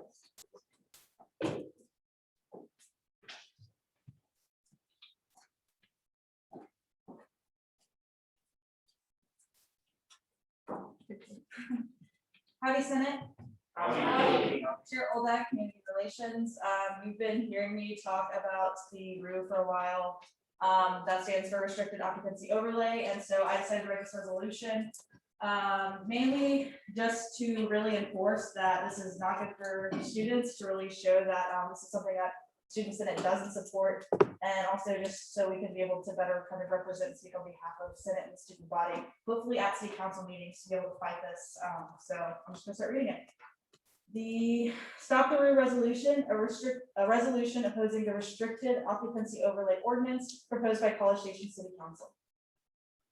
Whereas 1, the College Station City Council is proposing a Restricted Occupancy Overlay Ordinance, ROO, allowing single-family neighborhoods to limit the number of people who can live in a home together to no more than 2 unrelated individuals. And whereas 2, this ordinance is being pushed by some residents in College Station who want to preserve neighborhood integrity and have concerns that houses are becoming overpopulated due to many Texas A&M students living together. And whereas 3, college students are estimated to account for roughly half of College Station's populations of 123,761. And whereas 4, only approximately 11,000 Aggies can live on campus, requiring over 50,000 of our student population to live off campus and College Station or surrounding areas.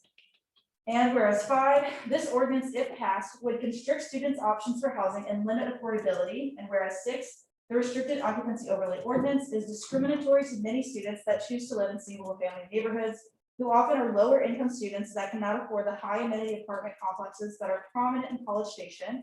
Whereas 7, the Texas A&M University and its students contribute to College Station and the local community greatly by providing a significant amount of support and employment, contributing to local businesses, driving economic development, tourism, and through volunteering and community service, such as Big Event or the endless philanthropic work of hundreds of organizations that go back into our community. And whereas 8, the Restricted Occupancy Overlay Ordinance may increase tensions between Texas A&M students and their non-student neighborhoods, putting a greater stress on town-down relations and dividing our community. Whereas 9, the Texas A&M University students may be perceived as easy targets because college students do not have legal protections against housing discrimination. Whereas 10, according to the Texas A&M Department Head of Landscape Architecture and Urban Planning, Dr. Shannon Van Zandt, the ROO can also affect lower income families that may have to double up with others to afford housing, and that such an ordinance is discriminatory and has the potential for far impact on low-income households, including but not limited to students.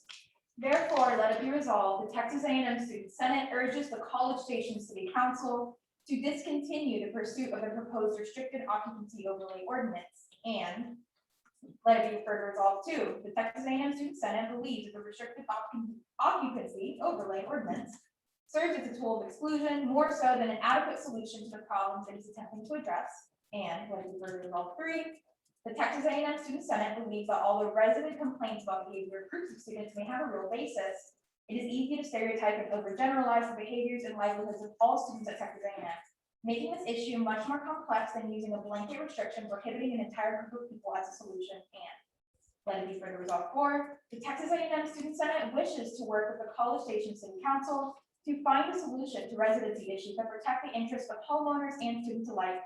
And let it be further resolved 5, copy of the resolution be sent to College Station City Council, Mayor Carl Mooney, BCS Association of Realtors, College Station Association of Neighborhoods, Italian and people. And we are open for questions. All right, are there any questions for the office? Chair Teague, you're recognized. Sure. Permission to brief the press. Granted. So in your, in the resolution, it talks about the fact that a lot of lower income students or status students live in single family homes. So it's anecdotal. I've found that not to be the case. Do y'all have any sources on who tends to live in those areas, or is it just kind of anecdotal? Are you saying specifically for College Station in this case? Yeah. This is just from what I'm hearing from a lot of students that are voicing their concerns, that are concerned that live in single family neighborhoods. If you're looking for like a statistic or fact, or saying if this is anecdotal, I'm open to an amendment if you'd like to remove or restrict that. Alexia, do you have any? Yeah, basically echoing what she's saying. And I don't think there's been, not sure if there's been any sort of study done on that. Yeah, I don't know if there's a number like a research or there's anywhere we could like find a specific number for that, but that's just based on what I'm hearing from students that I'm talking to, and students that that are voicing their concerns. So if you'd like to remove that or restrict that, that's a concern for us. Chair Jeffries. Regards to academic affairs, do you have any indication about where the College Station City Council stands on this position, and will you likely pass or fail? Yeah. So they, from my understanding, they are going very back and forth. A lot of the College Station City Council members, some that were originally against it are now for it, and then they'll hear arguments, and then they'll kind of, from what I can tell, it seems kind of unclear. Right now, I would say that it has a likelihood of passing. A lot of them seem for it. They're really looking for, rather than really good arguments, just a lot of voices and a lot of opinions. So we need as many numbers and as many people as we can at the city council meetings, just advocating for students and voicing that this is not something that is good for College Station, not just on the students that we have, but for College Station as a whole. So right now, I think it has a great likelihood of passing. A lot of the city council members have been very back and forth, but sadly I think that could be a great possibility. Can I add something to that? While it does have a great likelihood of passing, we also haven't seen a surge of student voices. We have seen some student voices, but definitely not enough on this side of the aisle. So I definitely would encourage anyone who is interested in getting involved into looking into the city council's next steps according to the group, because that could influence the outcome of this. This is an issue that affects all students that live off campus, which is the majority of our student body. And we all live in College Station or in Bryan and around this area, but go to A&M here. So just again, voicing what she said, I'm really hoping that student turnout and students voicing and coming out will hopefully change their minds. Thank you. Senator Rogers. Senator Rogers, off-campus caucus. Is it true that there's a lobbying group that has successfully implemented this in other college towns associated with this effort for College Station? I don't think we're aware of a lobbying group that has done this in other towns. However, there is a very prominent group that is advocating for this route to be passed in College Station. So I don't know if they've done it in other towns, and we definitely love to hear more about that. Senator Bone? Senator Bone of the Mays Business Caucus, you're talking about these student voices that you want to be heard, about how the city council members will listen if more voices are active. Do you have a plan, any sort of, marketing campaign to implement that could get student voices to be a bit more active, because resolutions aren't entirely the most public of things? Well, I would say resolutions not being the most public of things, that's why we did include the who's it's going to be sent to. I'm at the bottom, but I'll let Alexia answer the other part of that question. Yeah, I'm very glad you asked. So as an individual, apart from Senate, I've done a lot of rallying the troops with a lot of student organizers in the area in the past few weeks, and we've got some graphics going and a plan to start that marketing campaign and hopefully get people to sign up for the College Station City Council meetings that they'll have in the next few weeks, because it really is important. So we do have kind of a more decentralized general student movement, not related to Senate particularly, but who are. This grew in this resolution, I would say, is the start of hoping that it raises awareness and starts a conversation, but it is not the end all be all of our efforts, what we're doing to fight against it. So. All right, I do have to stop y'all right there because we have reached the 5-minute limit for questioning. Are there any motions? Senator Farrow, I do see one from you. Senator Farrow, EDD caucus, I move to extend the period of time by 2 minutes. All right, that time period will be extended by 2 minutes. Are there any seconds? See plenty. Are there any objections? By Chair T? I move to amend the motion / striking minutes and inserting those speakers listed. All right, I do believe now we have to vote on the Amendment. that amendment. Are there any seconds for Chair T's motion? Second in the chat. I see a second in the chat. Are there any objections to Chair Teague's motion? Are there any amendments to? Are there other amendments to that motion? By general consent? By general consent, that becomes the motion. By general consent, are there any, or we're gonna vote on this by general consent, are there any objections?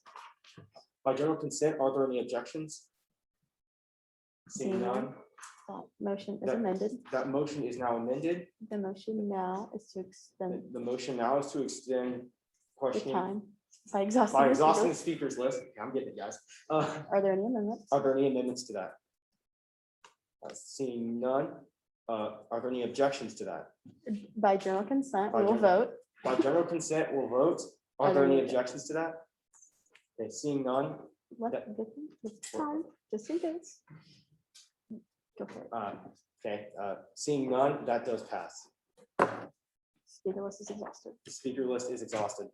And as a note, that means if you have not raised your hand prior to that motion, you will not be allowed to speak.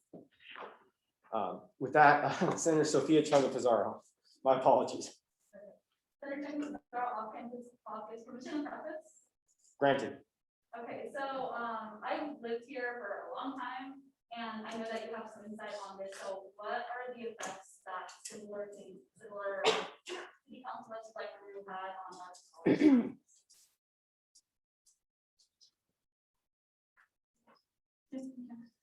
According to some professors at A&M, the effects that this kind of student housing ordinance has had on college towns is that it's usually led to property values devaluing. So for property owners who want to rent to college students, not very big deal for them. It's also led to basically a shortage of student housing, or led to student housing being more unaffordable. So this obviously is an issue that affects pretty much all of us, and if it doesn't affect you specifically, it may affect your neighbor or your fellow classmate. So this has had studies to show that this will affect students' housing availability and affordability. If I could add on to that really briefly. Also, I think it creates a lot of confusion among realtors. I know a lot of people across College Station very strongly oppose this, and a variety of different groups. Homeowners, people that rent, landlords, people in the realtor community that also really strongly oppose this on the basis that it's greatly affected as well. And they've seen this in other college towns. So. Believe, Ahmed, you have Next question. Chair Ahmed, Diversity and Inclusion Chair, Off-Campus Caucus. Obviously, this is a major issue of concern for students. Are y'all possibly considering maybe after the passage? I'm gonna have to stop you one more time. I sincerely apologize. There is a motion on the floor. I believe that is coming from Senator Williams. Senator Williams, Engineering Caucus, I move to consider this emergency legislation in light of the quickly upcoming city council meetings over the room.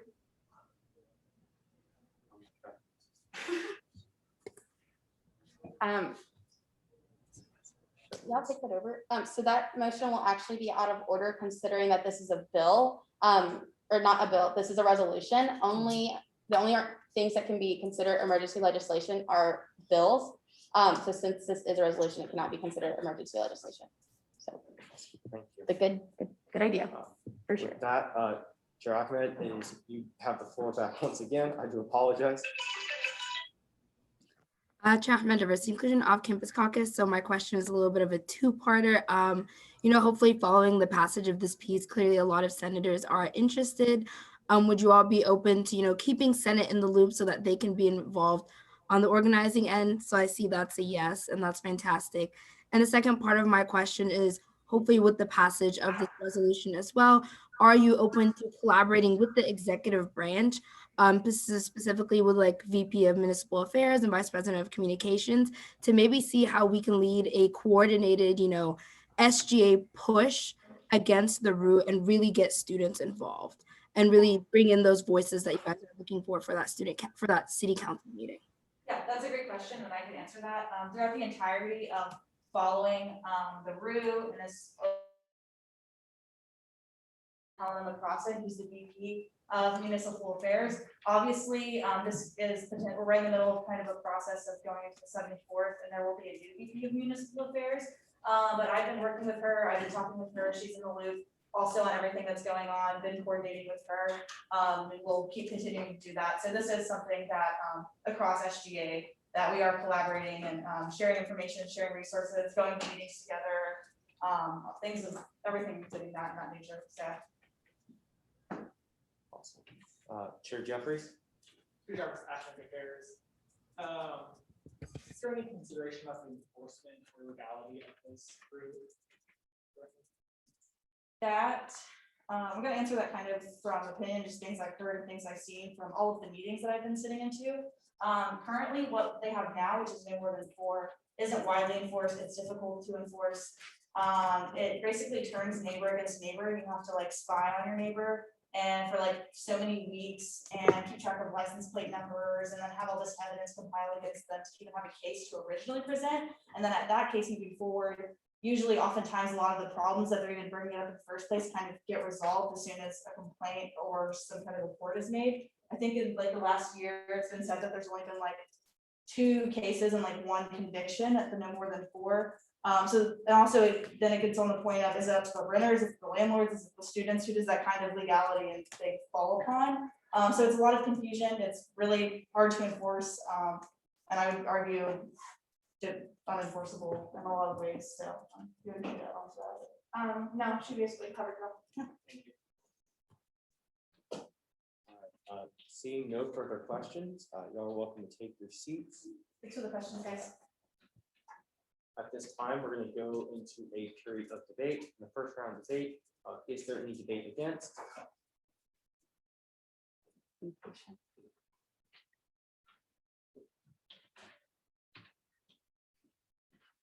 being said, Chair Calvin.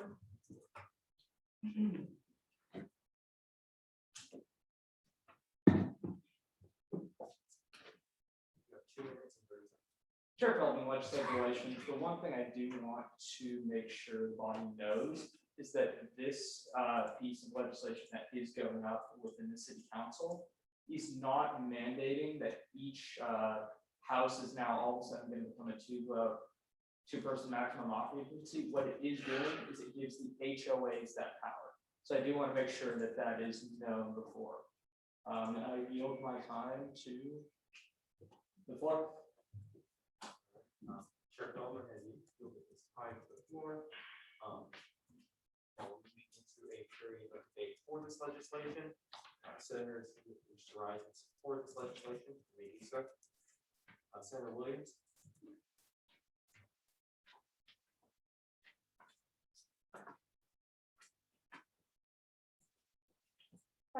Senator Williams, Engineering Caucus. I worked on the Municipal Affairs Committee in the fall when we researched candidates looking for the city council elections in November. And my personal experience was that the route was one of the most divisive and the most important issues. I became not a single issue voter, but personally someone very invested in this route, and I think it is affordable housing policy that, like Senator Hernandez and Old Ag outlined, is very discriminatory, is bad for college students, is a one-size-fits-all solution that is very nearly unenforceable, and is really bad for the community of College Station as well as for the individuals. So I would strongly encourage you to vote yes on this resolution so it can be passed and that we can work for it and start advocating for city council as the voice of the student body. Because everyone I've talked to, that once they hear about the route, they're extremely against it. So since not all of the student body is engaged, we can act for them in a sense like we are elected to do and represent their interests to city council. So please vote for it. Thanks. I have no time to Senator Niekamp. Senator Niekamp, you are recognized.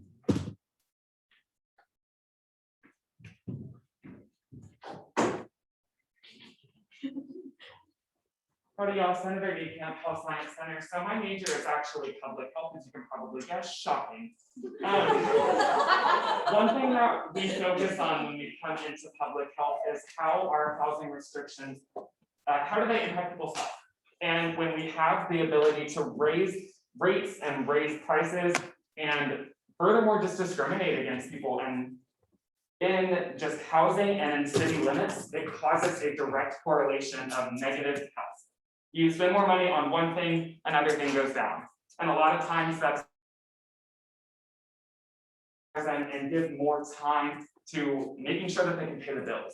So I strongly advise that y'all vote for this because this is important to definitely those that are low income and need the help now. You yield your time to, there's someone on this. I yield my time to the floor. The time has been yielded to the floor. I do see a motion in the chat from Senator Hernandez.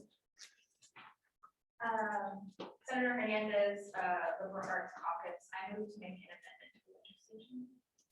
All right, Senator Hernandez, go ahead and state the amendment. The amendment would be in whereas one, inserting the word certain before single family.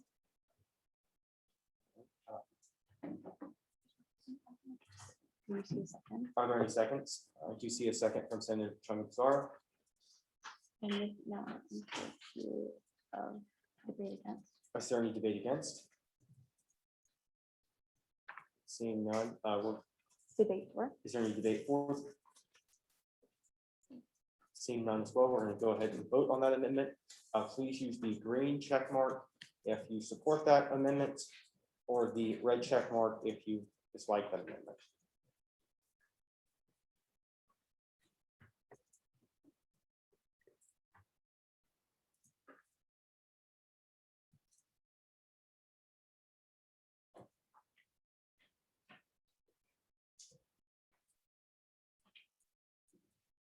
All right, that amendment does pass with 11 votes in favor and none against.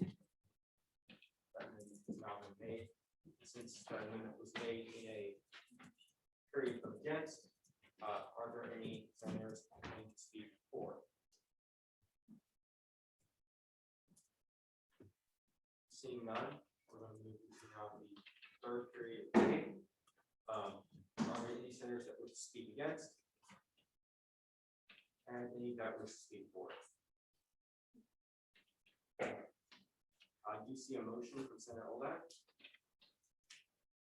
Senator Oldham, Chair Oldham, Community Relations. I have an amendment between where let me further resolve 3 and 4. The Texas A&M Student Senate calls for the launch of a targeted marketing campaign to be conducted in collaboration with the executive cabinet to spread awareness to the student senate body regarding the root and how it can negatively impact students. I can send that to you. Are there any seconds for that amendment? PC1 from Senator Sophia Pizarro. The amendment has been seconded. We're going to see if there's any debate against that amendment. Rockman?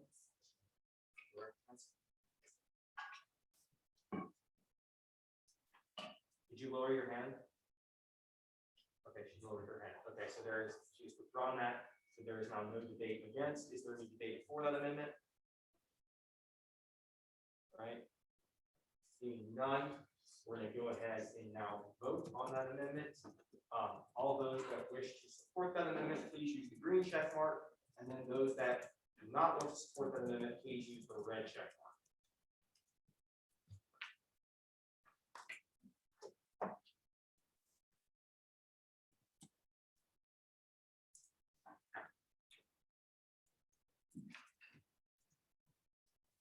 All right, it appears with 9 in support of that amendment and no against, that amendment does pass.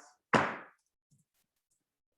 right, we are still in a period of against, or the third round of debate against. Are there any senators who would like to speak against this legislation?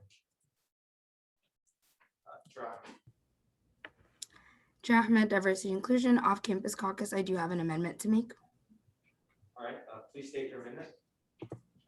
Following, let it be further resolved 5, where it says a copy of this resolution be sent to, if the Vice President of Municipal Affairs can be added and the Vice President of Communications can be added. All right, are there any seconds? All right, is there any debate against that amendment? I do see no debate against. Is there any debate for this amendment? Once again, I don't see any debate for it as well, so we're going to move into a period of voting.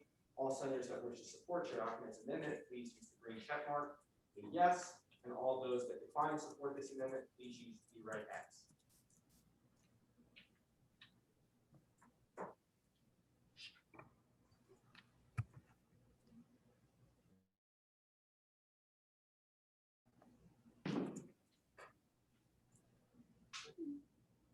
All right, there are 11 in support and no against. That amendment does pass. Now that we were, Chair Chair Ahmed, you still have the floor. I yield my time to the floor. Thank you. All right, the time has been moved to the floor, which means we will now move into the third round of debate for this legislation. Is there any debate for this legislation? Seeing none, the time for debate has elapsed. We're now going to move into a period of voting for this legislation. The form is now open and it's going to be placed in chat momentarily. Let's rock and roll back in here at 9:15.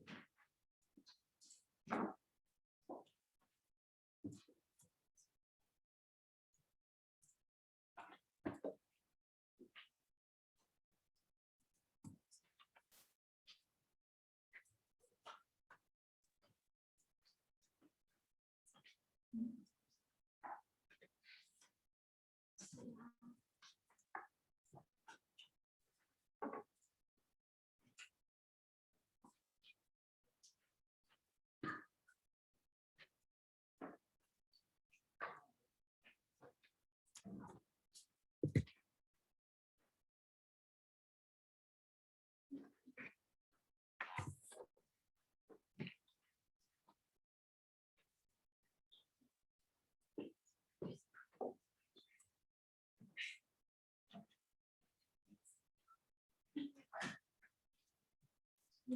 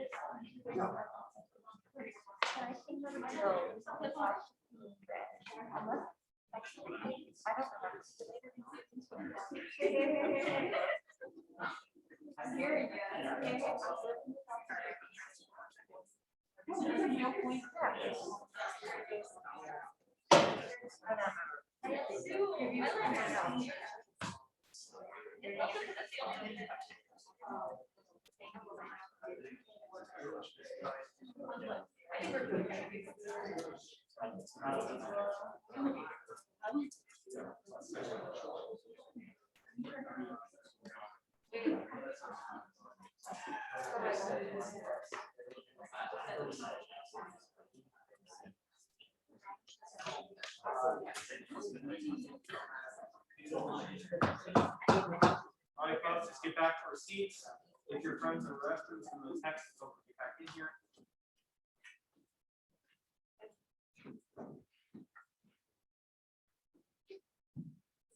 With a vote of 42-4, 1 against, and 1 abstention, this legislation does pass.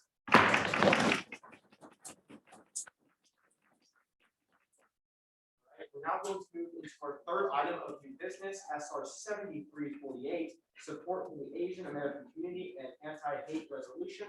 Will the authors please join me?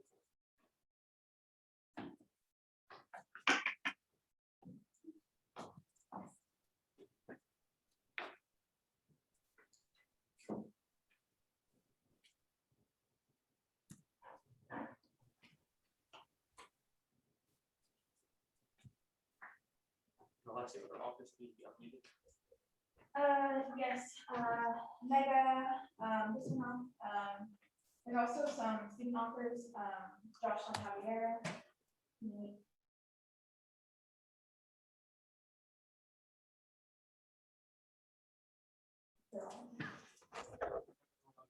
Someone is not. You're good to go. 10 minutes starting time. Hi, y'all. So this resolution was a piece that was made in response to the recent and unfortunate shooting in Atlanta and just the general rise of anti-Asian sentiment we have been seeing. So this is a resolution that supports our Asian American students and the Asian American community in light of recent hate crimes and increases in attacks against Asian Americans in the United States as a result of COVID-19. Whereas 1, on March 16th, 2021, a series of mass shootings occurred at 3 spas in Atlanta, Georgia, in the Atlanta, Georgia area, which led to the deaths of 8 individuals. 6 of these individuals were Asian women. The shooting is just one of many hate crimes that have been perpetrated against Asian Americans this past year and highlights the increase of intolerance and racism related to the COVID-19 pandemic. And Whereas 2, sociologist Nancy Wang Yin, in an interview with NPR regarding the Atlanta shooting, talks about the perpetrator's excuse for carrying out the crime and how the perpetrator labeled the women as patients to be excised, to be eliminated. I mean, these are human beings, right? Why treat whatever fetish that he has with Asian women? Why treat the women as a problem? As an Asian woman, it felt totally interesting.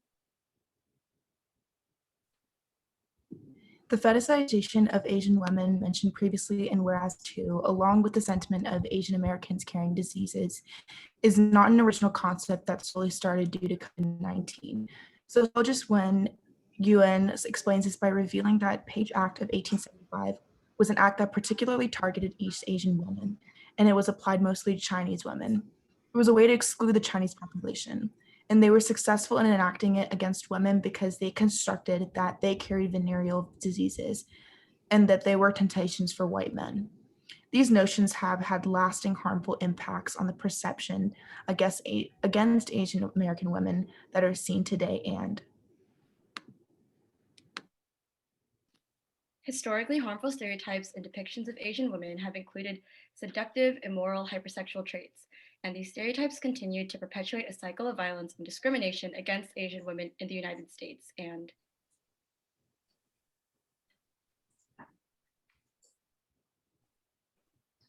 Whereas 5, according to a survey conducted by USA Today, 17% of Asian Americans reported sexual harassment, stalking, physical threats, and other incidents.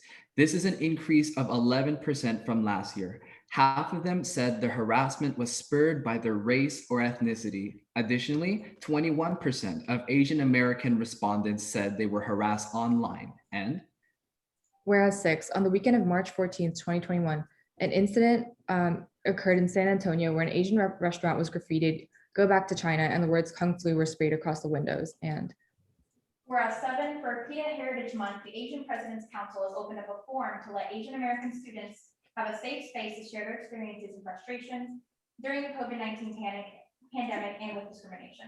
One student anonymously reported that with COVID-19 and the rise of Asian American hate crimes, it's been a struggle for my family to run the business due to fears of being targeted. The pandemic has been especially hard on businesses because we have to choose between financially stable or risking our lives. And a national report released by the reporting forum Stop AAPI Hate revealed nearly 3,800 incidents of anti-Asian hate incidents reported from March 2020 to February 2021, with women made up a higher percentage of the reports, 68%.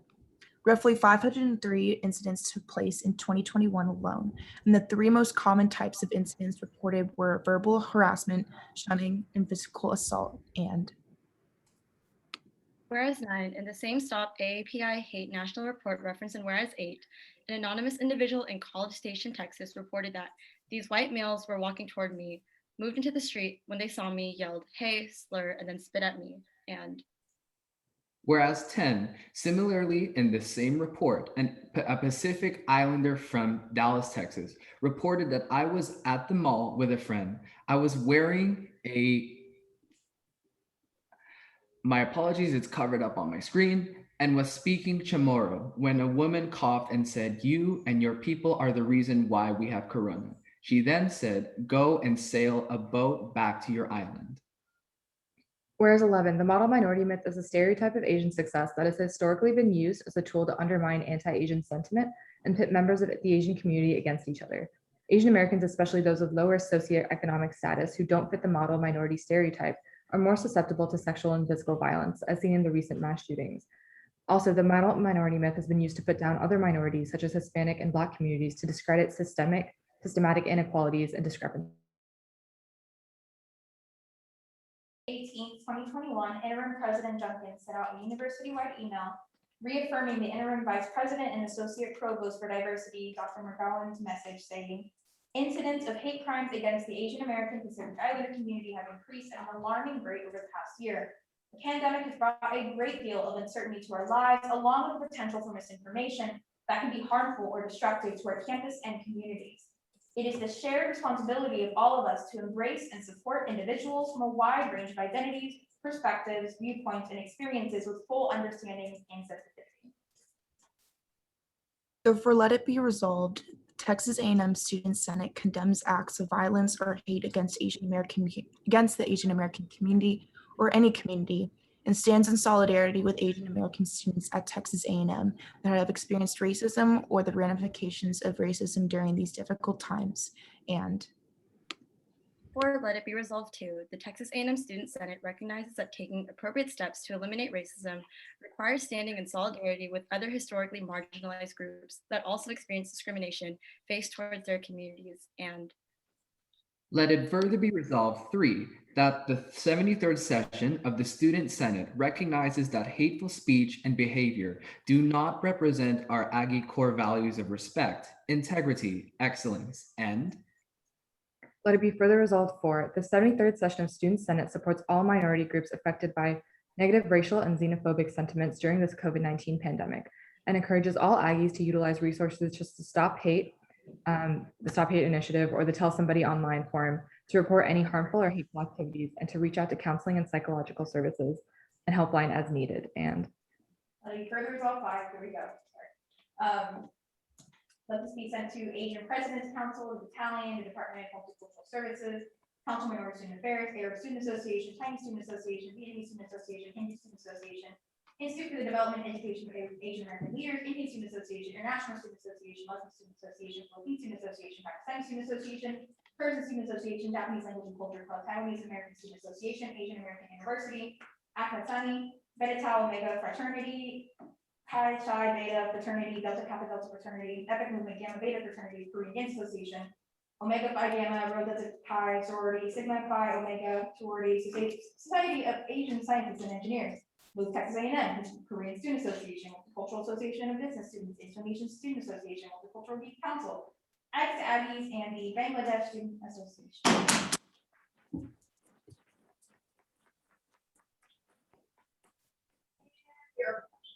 All right. All right, chairs are now open for questions. Are there any questions?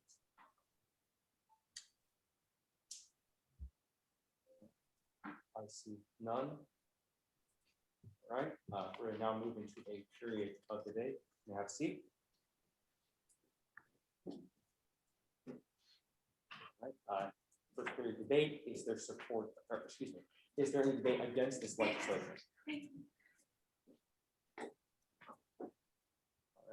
All right, is there any debate for this legislation?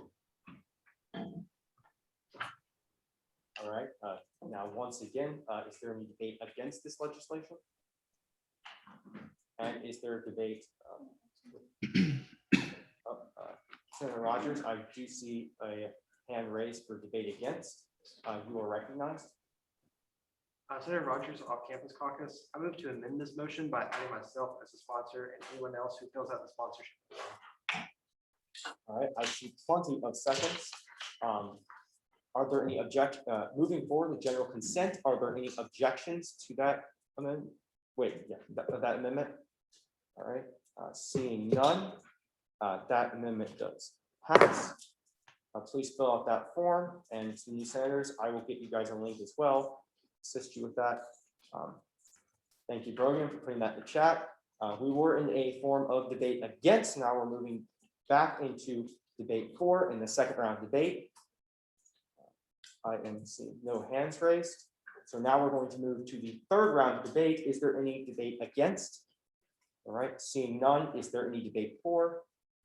Seeing none there as well. Time for debate has now elapsed. We're going to move now into a period of voting. That voting form is now live in the drive. The link has now been placed in the chat. Let's meet back here in 3 minutes, so 9:29. If we wrap up early, I will bang the gavel.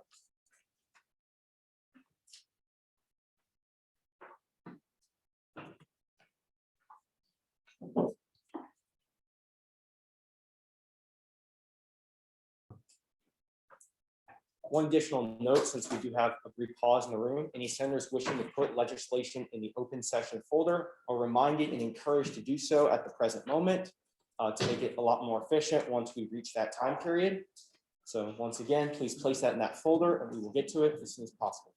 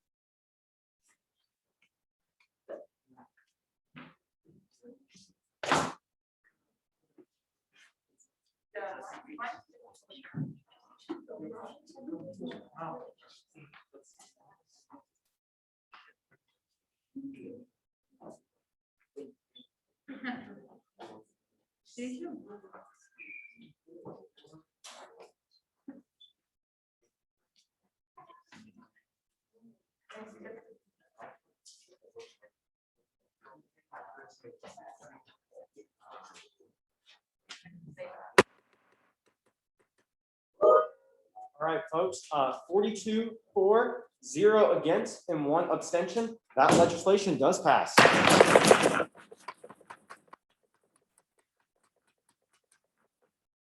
All righty, folks, we're now going to move on to the fourth and final item of new business, Senate Bill 7308, Defense of Academic Freedom Bill. The authors, please make your way to the floor. And just for a note to the room, we do have now 1 hour remaining. I do see a motion from Chair Hine. Regulations, first to preface just briefly. Yes, ma'am. I have talked to the authors to make sure this is okay, but I do move to consider this bill as a draft. That requires seconds, does not require a vote. It is by general consent. So are there any objections? Okay, seeing none, by general consent, that does pass. This legislation has now been read. You still have 10 minutes starting now. Okay. Howdy again for the first time. Definitely feel free to read this yourself as we're trying to just speed up time out of consideration for the other pieces. But this bill is basically calling for the defense of academic freedom against influence from the Chinese Communist Party and other authoritarian entities. There has been significant evidence that shows that this foreign body has been shown to try to infiltrate universities and stifle free speech, especially concerning human rights abuses and talking about things of that sort on college campuses. And so this is basically what it's about. If you have any questions, please feel free to reach out to me. Joseph, did you want to add anything? Yes, and one of our primary motivations of this bill is really to enhance the physical and mental health of Chinese students. Once they get here, they often find themselves compelled to engage in different political and academic discussions about their own country, but they are afraid to do so and engage in other academic activities due to them, their fellow Chinese exchange student peers, the fear of them spying on them and reporting back home with the activities that they are engaged in. So this really creates an environment of peer-to-peer intimidation. It's very harmful for their physical and mental health while they are here in America. So we wanted to just reiterate that cultural connection between the U.S. and China can happen without the Chinese Communist Party being the main funder or main intermediary between these organizations. A great example is MSD Jordan. They actually send Aggies to China to study. I personally am studying Mandarin right now on my own. So this is not a matter. It's a matter of improving the mental and physical health of Chinese students so that they can feel safe and be able to engage in whatever they want to engage in here at Texas A&M. All right, and just to close out, so basically what we're asking in this bill, we're asking that our Texas A&M administration make a commitment to not host any sort of organization or have any contracts with any authoritarian entities that do stifle free speech, especially speech of human rights abuses and especially activities political activities from Chinese students that want to come here and express themselves how they see fit. So that's why this is a bill. We also acknowledge that academic freedom is really important and we're just basically trying to protect that. So we used to have an entity called the Confucius Institute until 2018, which was found by the State Department, not specifically, but as a whole, Confucius Institute have been found to engage in silencing of certain faculty and students when talking about very touchy issues of the Chinese Communist Party. So we're basically asking administration to not enter in contracts and have these things happen again at A&M. But I think with that, questions. Awesome. Are there any questions for the two authors? All right, seeing none, we're going to ask you guys to take a seat. We're going to move into a period of debate. Oh, excuse me, that's now gonna go to Chair Hines Committee. And Academic Affairs, sorry, we're Sam, okay. All right, now that has been done, we're going to move into open session. And once again, I looked in the open session folder, I did not see any legislation in there. So any senators, please place your legislation in there as we speak so that Director Margaret can pull it up on the screen if necessary. I'm gonna open that folder now. That is narrow on my end. I did this folder. Yes, ma'am.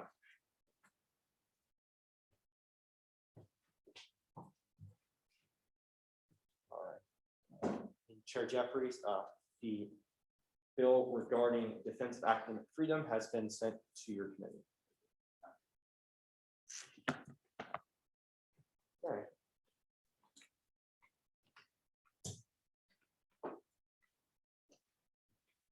Again, this open session folder.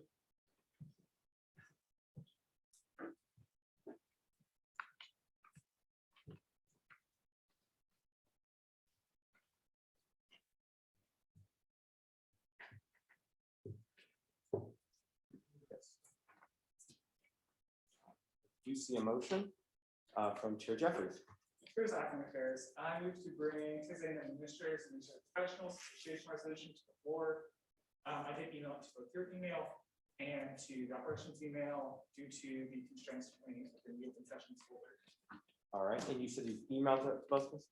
All right, Director Margaret, would you be able to pull it up for us and get started?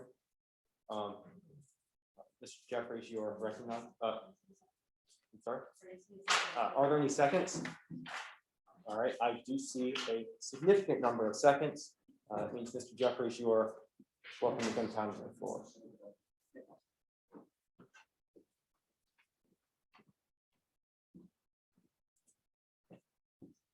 Mr. Jeffries, you have 10 minutes starting. How do you pause that for a second? Chair T, there's a point of order. I did something wrong. Didn't vote. Oh, I apologize. Chair Hine, do I need to vote on that motion? No, so the piece of legislation act as made motions, therefore they only require a second to be brought forward. After the presentation, we do the question and answers debate, and then we actually vote on it after that. But this only requires a second to be brought forward. So we vote on bringing it forward to the body at the end. It's got a second. He made the motion to bring it forward. It got a second. He's now allowed to bring that forward. It doesn't require a vote at that point. All right, Chair Jeffries, you are welcome to proceed. You'll have, and Mr. President, you have 10 minutes starting. Howdy. Howdy, Senate. Howdy. All right, so working with the executive branch and with other members of SGA. Thank you, Senator Allen. Senator Allen, I have a motion. I would like to consider this piece as read. All right, one moment. Let me not drop my laptop. Senator, the legislation is read. Is there any seconds? I see a second in the chat. I believe that has to be by general consent. Are there any objections? Okay, seeing none, that does move forward. Legislation is now considered read. All right, so I'm saying, so it's a collaborative piece between SGA leaders within cabinet and within IA to form a list of individuals with administration. They're both administrators and administrative professionals that really enabled SGA this year to succeed in our advocacy and our works. Do you know what that says that? No, it was above and beyond their job description. It was, I believe, more than a certain amount of meetings per person. And it was also something that could not have been awarded in a previous year already. So this isn't something that we've recognized before with the SGA specifically. I also like to thank certain committees for funding the plaques that we've given out to each of the individuals represented tonight in this resolution. Yeah. So the administrators are Jennifer Boyle, Vicki Dabiansky, Dr. Carl Tierke, Dr. Sean Gibbs, Christine Gravel, Dr. Duncans, Leslie Kimball, Dr. Lynn, Dr. Pam Matthews, Dr. Ann Brown, Dr. Robin Means Holman, Dr. Powers, Dr. Pugh, Dr. Rhines, Jennifer Smith, Dr. Stevenson, Tom Sullivan, Dr. McLeichol, Dr. Woods, Chad Wooden, and Michael Young, as well as administrative professionals, Vivian Anderno, Cindy Smith, and Susan Apollo.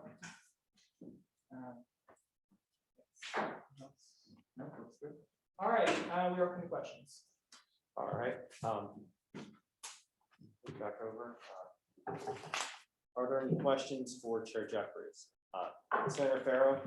Can you repeat again what was the reason of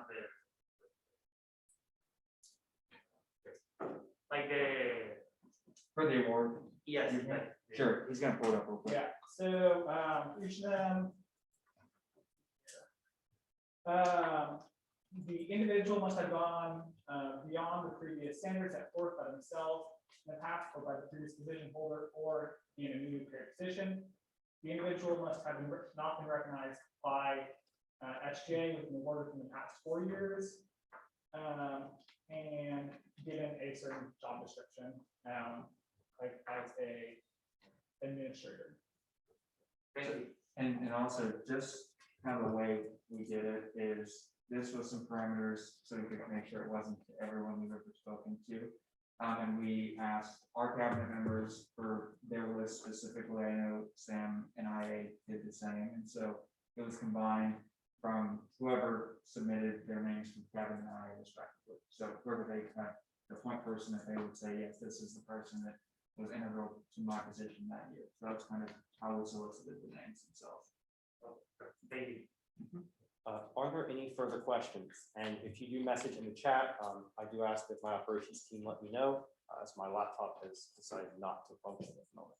Are there any other questions in the chat? All right, seeing none, we're going to move in now into a period of debate.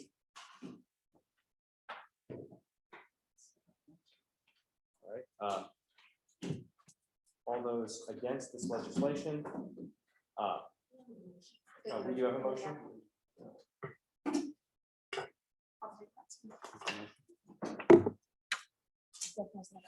Senator Allen. I motion to move the meeting. All right, that. Point of order. I read. Senator Allen made this. That's not even what the point of order was about.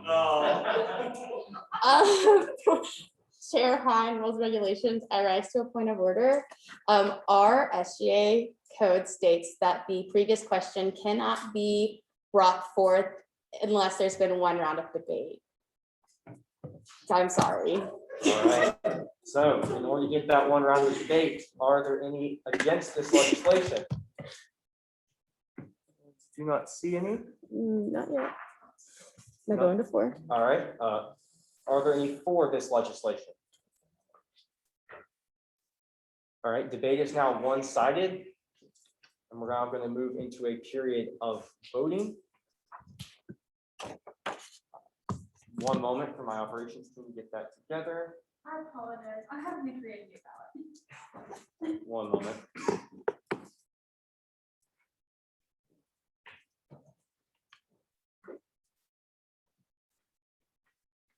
And in the meantime, the chair wants to remind the room once again, if you have legislation, please make sure it is sent to both myself, Operations Director, and is residing in the open session folder.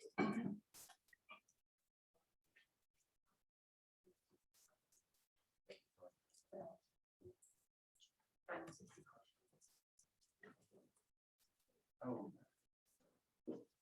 All right, it's live. I put the links in the chat. All right, the chat, the link is now in the chat. It's live. Let's go ahead and make that voting finish in, if y'all can do in 2 minutes, because our time of 9:45. So please get that done by 9:45.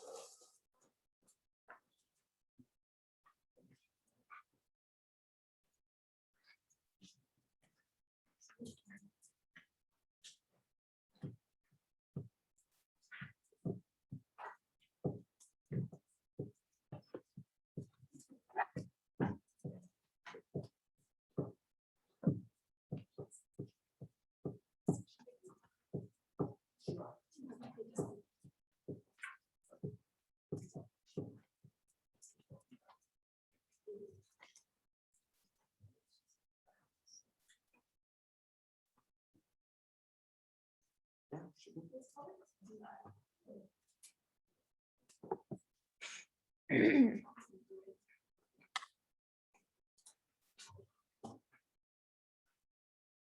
have one more minute.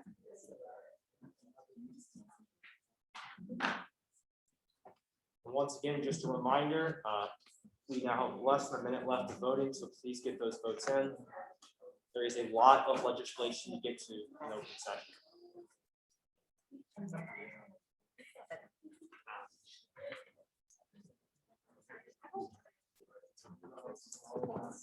It's 9:45.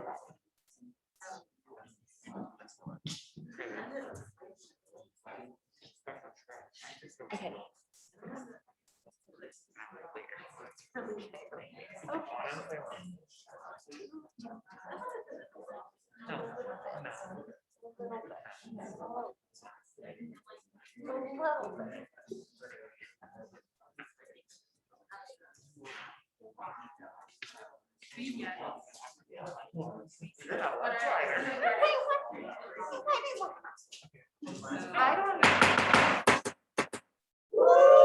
All right, with 42-4, which, oh, my part, excuse me, 35-4, 0 against, and 2 abstain, this legislation does pass.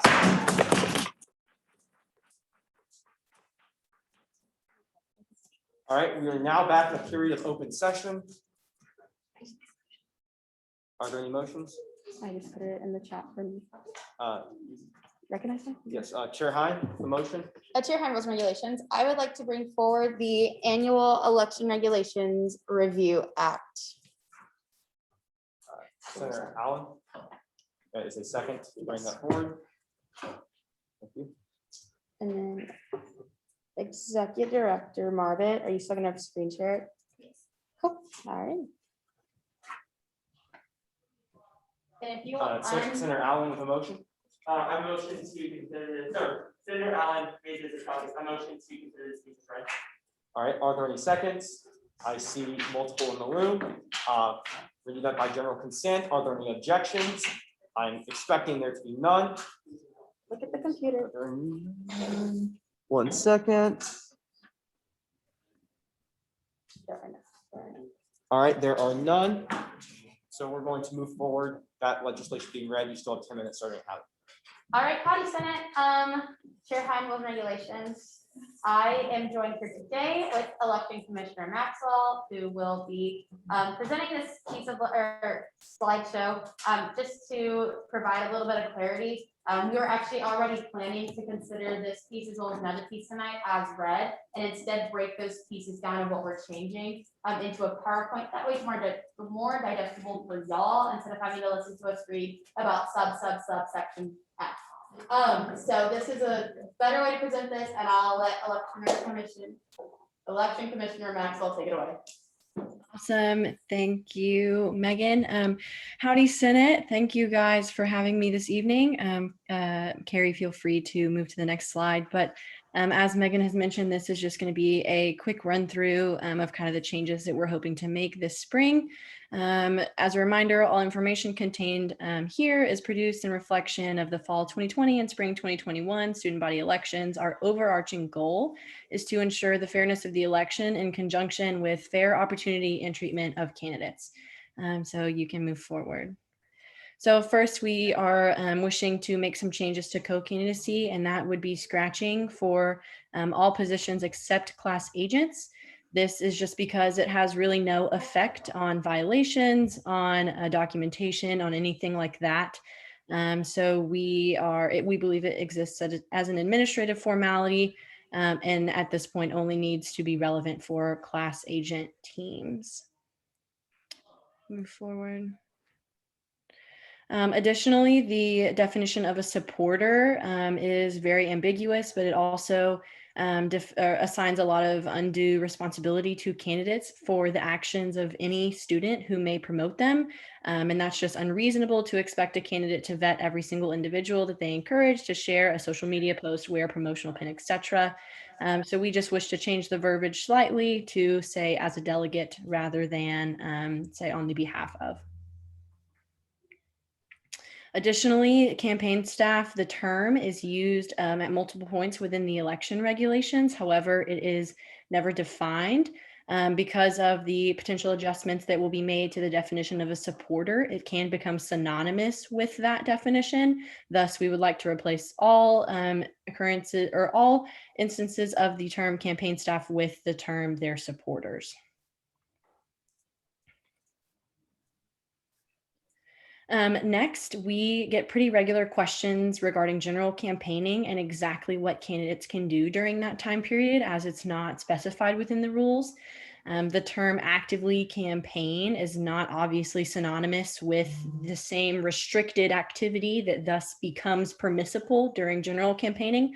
So we would just like to add something defining some of the activities which can take place during general campaigning for clarity.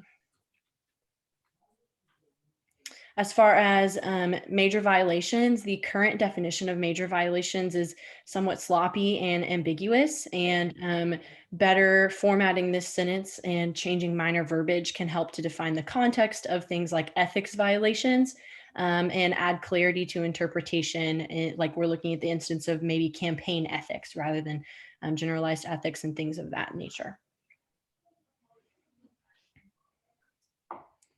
Additionally, there is a lack of clarity in how certain major violation behavior is defined or what constitutes that. So we would like to, so we just would like to add 2 definitions that elaborate on exactly what the falsification of documents is and give the Election Commission better parameters to evaluate ethics violations. Again, adding context and definition for both you guys and us. Additionally, we would like to clarify exactly what offenses or violations constitute disqualification. So we would be adding some context and a definition of disqualifiable offenses, establishing distinction between offenses that warrant disqualification and those that warrant a fine, and just kind of explaining that disqualification can be due to behavior that warrants a violation, and there's also disqualification that exists because you simply can no longer be qualified due to failure to meet certain requirements. So adding that distinction with the following amendment or edit. Next, we are hoping to make some restructure or some edits to the current violation system, including a restructure. So this would include the implementation of a warning system only for minor violations. This is largely in part because minor violations really do not undermine the fairness and safety of the election. That's what major violations exist to address. So we also cannot believe, or we can't conclude that the initial fine for a first offense is really more effective than making a candidate aware of their behavior and issuing a warning. So for that reason, we would like to institute a warning process or a warning kind of documentation just to be a little bit more helpful for candidates at their first minor violation. And next, the current fines are disproportionate to the budgets for minor and major race candidates. So we are just seeking to make adjustments to these such that candidates are penalized equally for their behavior that would be in violation of the election regulations. While there is a relatively substantial increase in the fine amount for major race candidates, we believe that this can be offset by the institution of a warning. So we don't believe the financial burden would be very severe. And I would also like to remind you guys that only half of all fines are actually paid, but 100% of them are actually accounted for in budget. So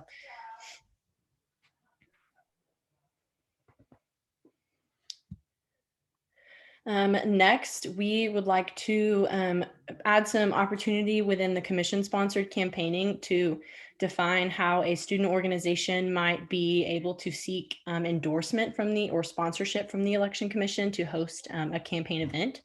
And this is really intended to increase our opportunity for the Election Commission to promote external engagement events and allow us to keep a better record of scheduled events, preventing student organizations from overlapping them if they choose to inquire about doing this, and just expand this element of campaigning to organizations that are interested in hosting, which is something that has not very often been promoted in the past.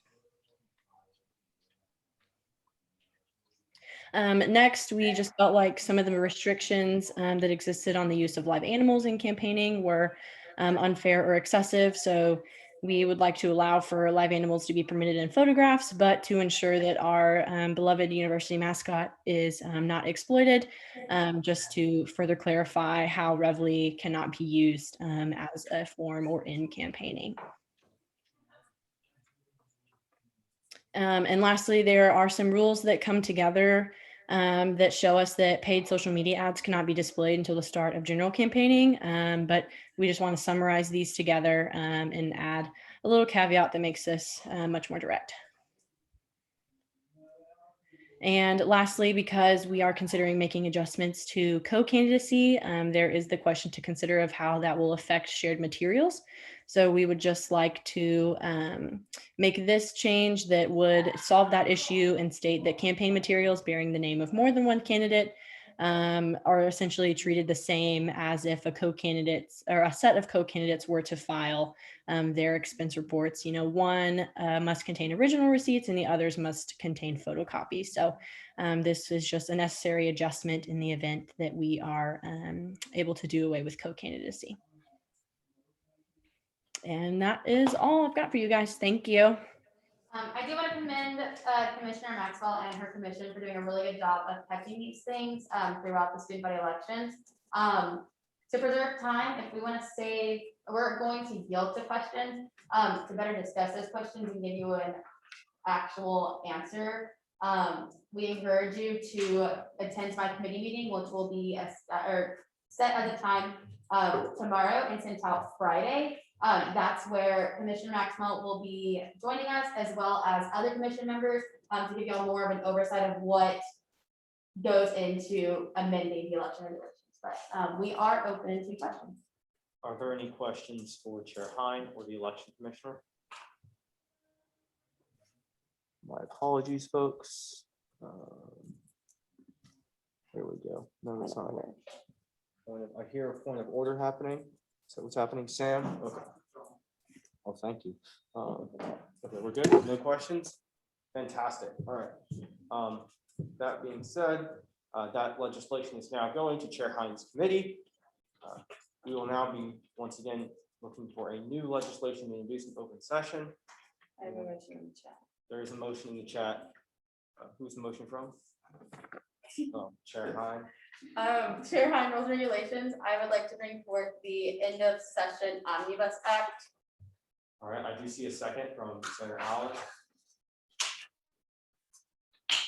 We're on my laptop back in a few more moments. Senator Allen. I have a motion, I'd like to consider this, I know you can consider this fresh. This is an I'm sorry. You said you wanted to I move consider this legislation read? yes. All right, are there any seconds? I see a plethora of seconds. By general consent, are there any objections? Seeing none, that does pass. All right, you have 10 minutes starting now. All righty. Howdy, Senate. Chair Hein, rules and regulations. I will be joined here by Executive VP Oriana Cruz. And in order to expedite this process, make this way more simple than reading a bunch of words on a piece of paper, I do have a presentation breaking down every point that we are changing within the code. I do encourage you to follow along with the legislation that's in the meeting resources folder, but we are ready to present. All right, so if you are following along, if not, I have what let it be enacted these pertain to, and this will also be in the Senator resources, meeting resources, etc. So let it be enacted 1, 12, 11, and 20 are just simple changes to align the code to reflect that definition change that we had at the beginning of the session. So there's still places where only bills are referenced, but this should also apply to acts as well. So these 3 let it be enacted statements apply that reflection to add Senate Act or Senate Bill, Senate Act, and Senate Bill, etc. But those are those let it be enacted. Let it be enacted 2, 3, 10, 15, and 16 are all parts of the codes that are not utilized, are expired. We don't use them anymore. They're not efficient. I would say actually, these are just ones that are not utilized anymore, have expired. don't need them. Only, the code should only reflect relevant information. Let me enacted 4 is, putting some regulations on who can be subcommittee chair. Something I do want to point out with this piece, or this let it be enacted to point, or specifically, this isn't necessarily, I am not firm on making this change of only allowing subcommittee chairs to be current members within the Senate session. This could be something that we amend in my committee meeting, and if you do feel so to amend it, please attend my committee meeting. This is just to make sure that we're holding our subcommittee chairs accountable. I know some people are probably like, this is a direct shot at Erica Pauls, who is currently not a serving senator, who is also chair of the Period Project. I think she's done a great job. And I think that does reflect on her past involvement in Senate. But in order to kind of mitigate some risk in the future, in order to do things like remove them from their position, hold them more accountable for holding subcommittee meetings, this could be an option. It's just making sure that they're a current member of the session in which the subcommittee is created. These 2 are redundancies that are in the chair responsibilities. Any chair can make a subcommittee as they see fit. It doesn't need to be specified in the chair responsibilities. Let me enacted 7. This just reflects the current number of committees. It was just an oversight from past pieces, and now it's changing 7 to 8. Let me enacted 9. This can be a little bit of a controversial one in order to not only make our meetings more efficient, but also not take 30 minutes for opening procedures, and to alleviate some stress on the pro temp and the operations committee, and allow them to have a little more freedom with opening procedures. Instead of having all of the opening procedures following the adoption of the minutes of the previous meeting, we struck that and put that in just the opening procedures in general, so we have a little more flexibility. We are striking the singing of the spirit of Aggie Land, and please reflect on what happened with this meeting in particular. There were some delays. It took a little more time. This is just to expedite this process and alleviate some stress on the operations committee. With that being said, we can also bring back Silver Tops Memorial, since that's been overlooked in the past, if we're not worrying about other things. We also break down the opening roll call to say that's specifically for opening roll call, and then the same order for closing roll call. 12 and 13. Yeah. So this one is in relation to specifically the allocation segment of the code. This is striking the part that says that if a committee, commission, or branch wants to move any amount of allocations from one line item to another within the same category, they can do so without any approval. We've seen it happen this year where, like, if a committee has been given all allocations in one line item, technically, because this was still in here, they were able to move like all of their allocations without having to get it approved. And so this just makes it where it follows the rest of the procedures that we follow with any other transfer, which is what kind of happens anyways. And then this next part also changes a little bit of the finance section of the code. It makes it mandatory for the VP of Finance, which is usually the EVP, that's one of the EVP's roles, to meet with all entities receiving allocations at least once at the beginning of the spring semester. It's something that I did this semester that helped tremendously in knowing where allocations were at and how much had been used and what we could do to better help those entities use their allocations or transfer them. On to levy enacted 17. This is just an amendment to reflect the current wish or the wishes of the current KA Bank subcommittee chair to change the order from a random order to spell out the relics.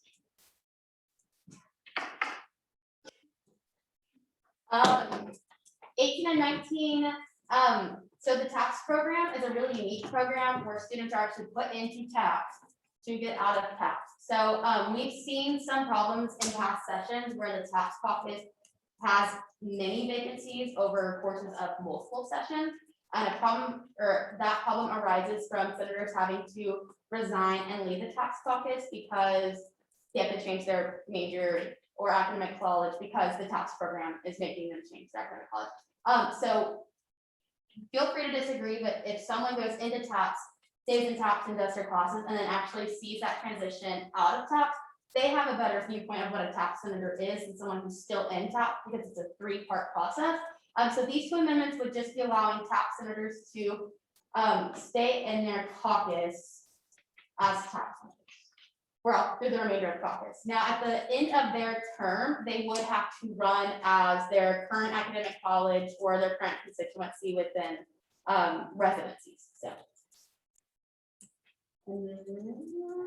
that would be it. I'm open to questions, but I highly encourage you, if you have any problems with any pieces that we're amending in the code, at this point, please come to my committee, express those concerns. We'll work with you, find better ways to amend our code. My job is to make it the best document it is, all 186 pages of glory. But I'm open to questions. All right, are there any questions for Chair Hein? All right, I do see none in the chat and on Zoom. As a result, this will be referred to Chair Hein's committee. Thank you, Senate. All right. Let's see if I can see you with the motion.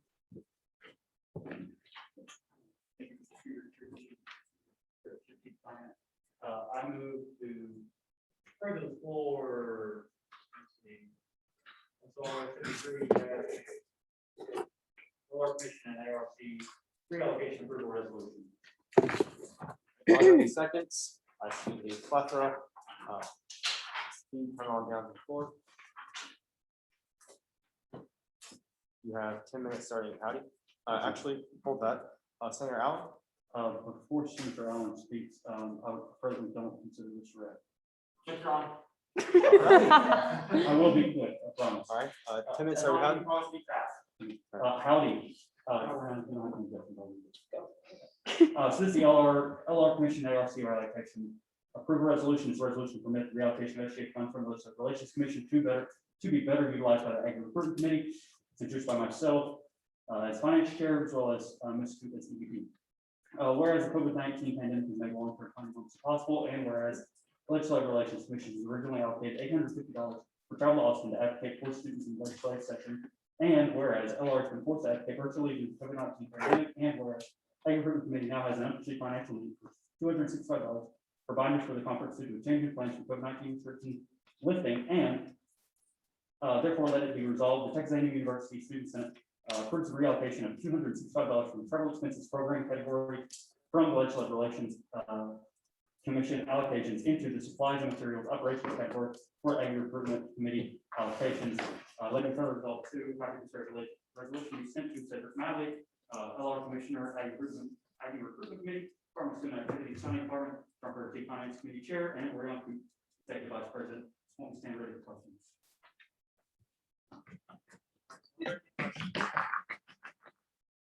Are there any questions? All right, seeing none. Chair T. Now we're going to move into a period of debate. If there is debate against this legislation, seeing none. If there is debate for. Once goes twice sold. Okay, for this legislation is one-sided. I will move into a period of voting. Director Margaret, is that will be sent out momentarily. Okay, folks. All right, the link is now back in the chat. I do ask that, if at all possible, you get this done within 2 minutes, so at 10:10. In the meantime, I will Chair Hein back to your laptop. In the meantime, cover any other legislation that folks would like to.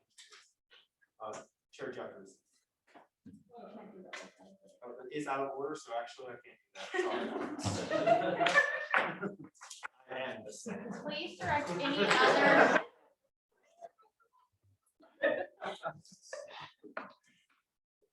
For time's sake, please direct any of the legislation you plan to bring up to Executive Director Marvitt, so that way we are able to expedite this process quickly and we get them pulled up.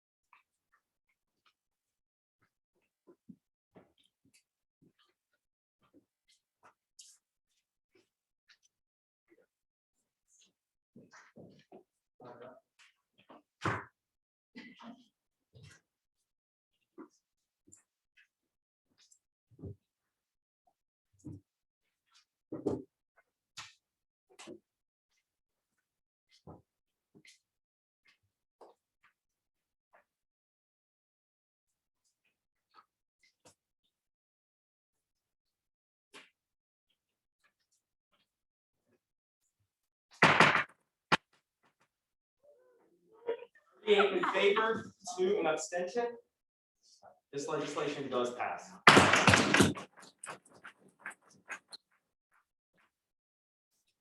Are there any other motions? Chair Jeffries. This is Adam Harris, to bring the Work Issues Act to the floor. All right, are there any seconds? I see many. I see a motion as well from Senator Allen. Senator Allen and his business caucus, y'all know the drill. All right.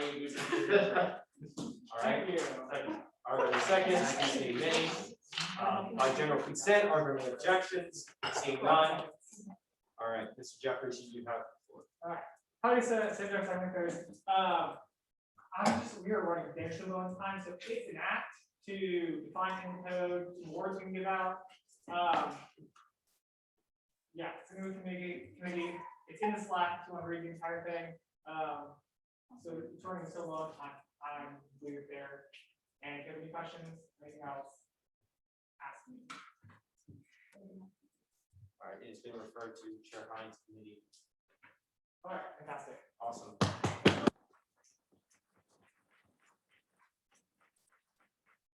Legislation for open session. Going once, going twice. Sold.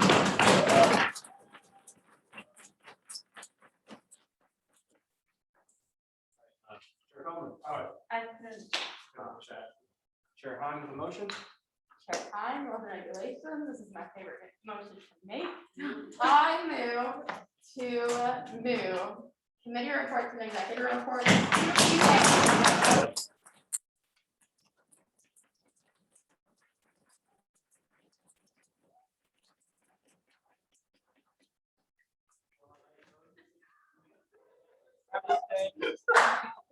We have to take a vote. We do have to take a vote on that, so let's do that by general consent. Are there any objections? All right, seeing none. It's time for closing roll call. All right, briefly, just so y'all know, that link's gonna go into the chat. I'm gonna leave it up for roughly 10 minutes, and then y'all will be able, you can leave as soon as you fill that out. Please make sure you use those doors so we are COVID compliant. If you do have to stay, please remain seated and we'll go from there. All right, folks, let's get it done. I love you, Chair. I love you, man.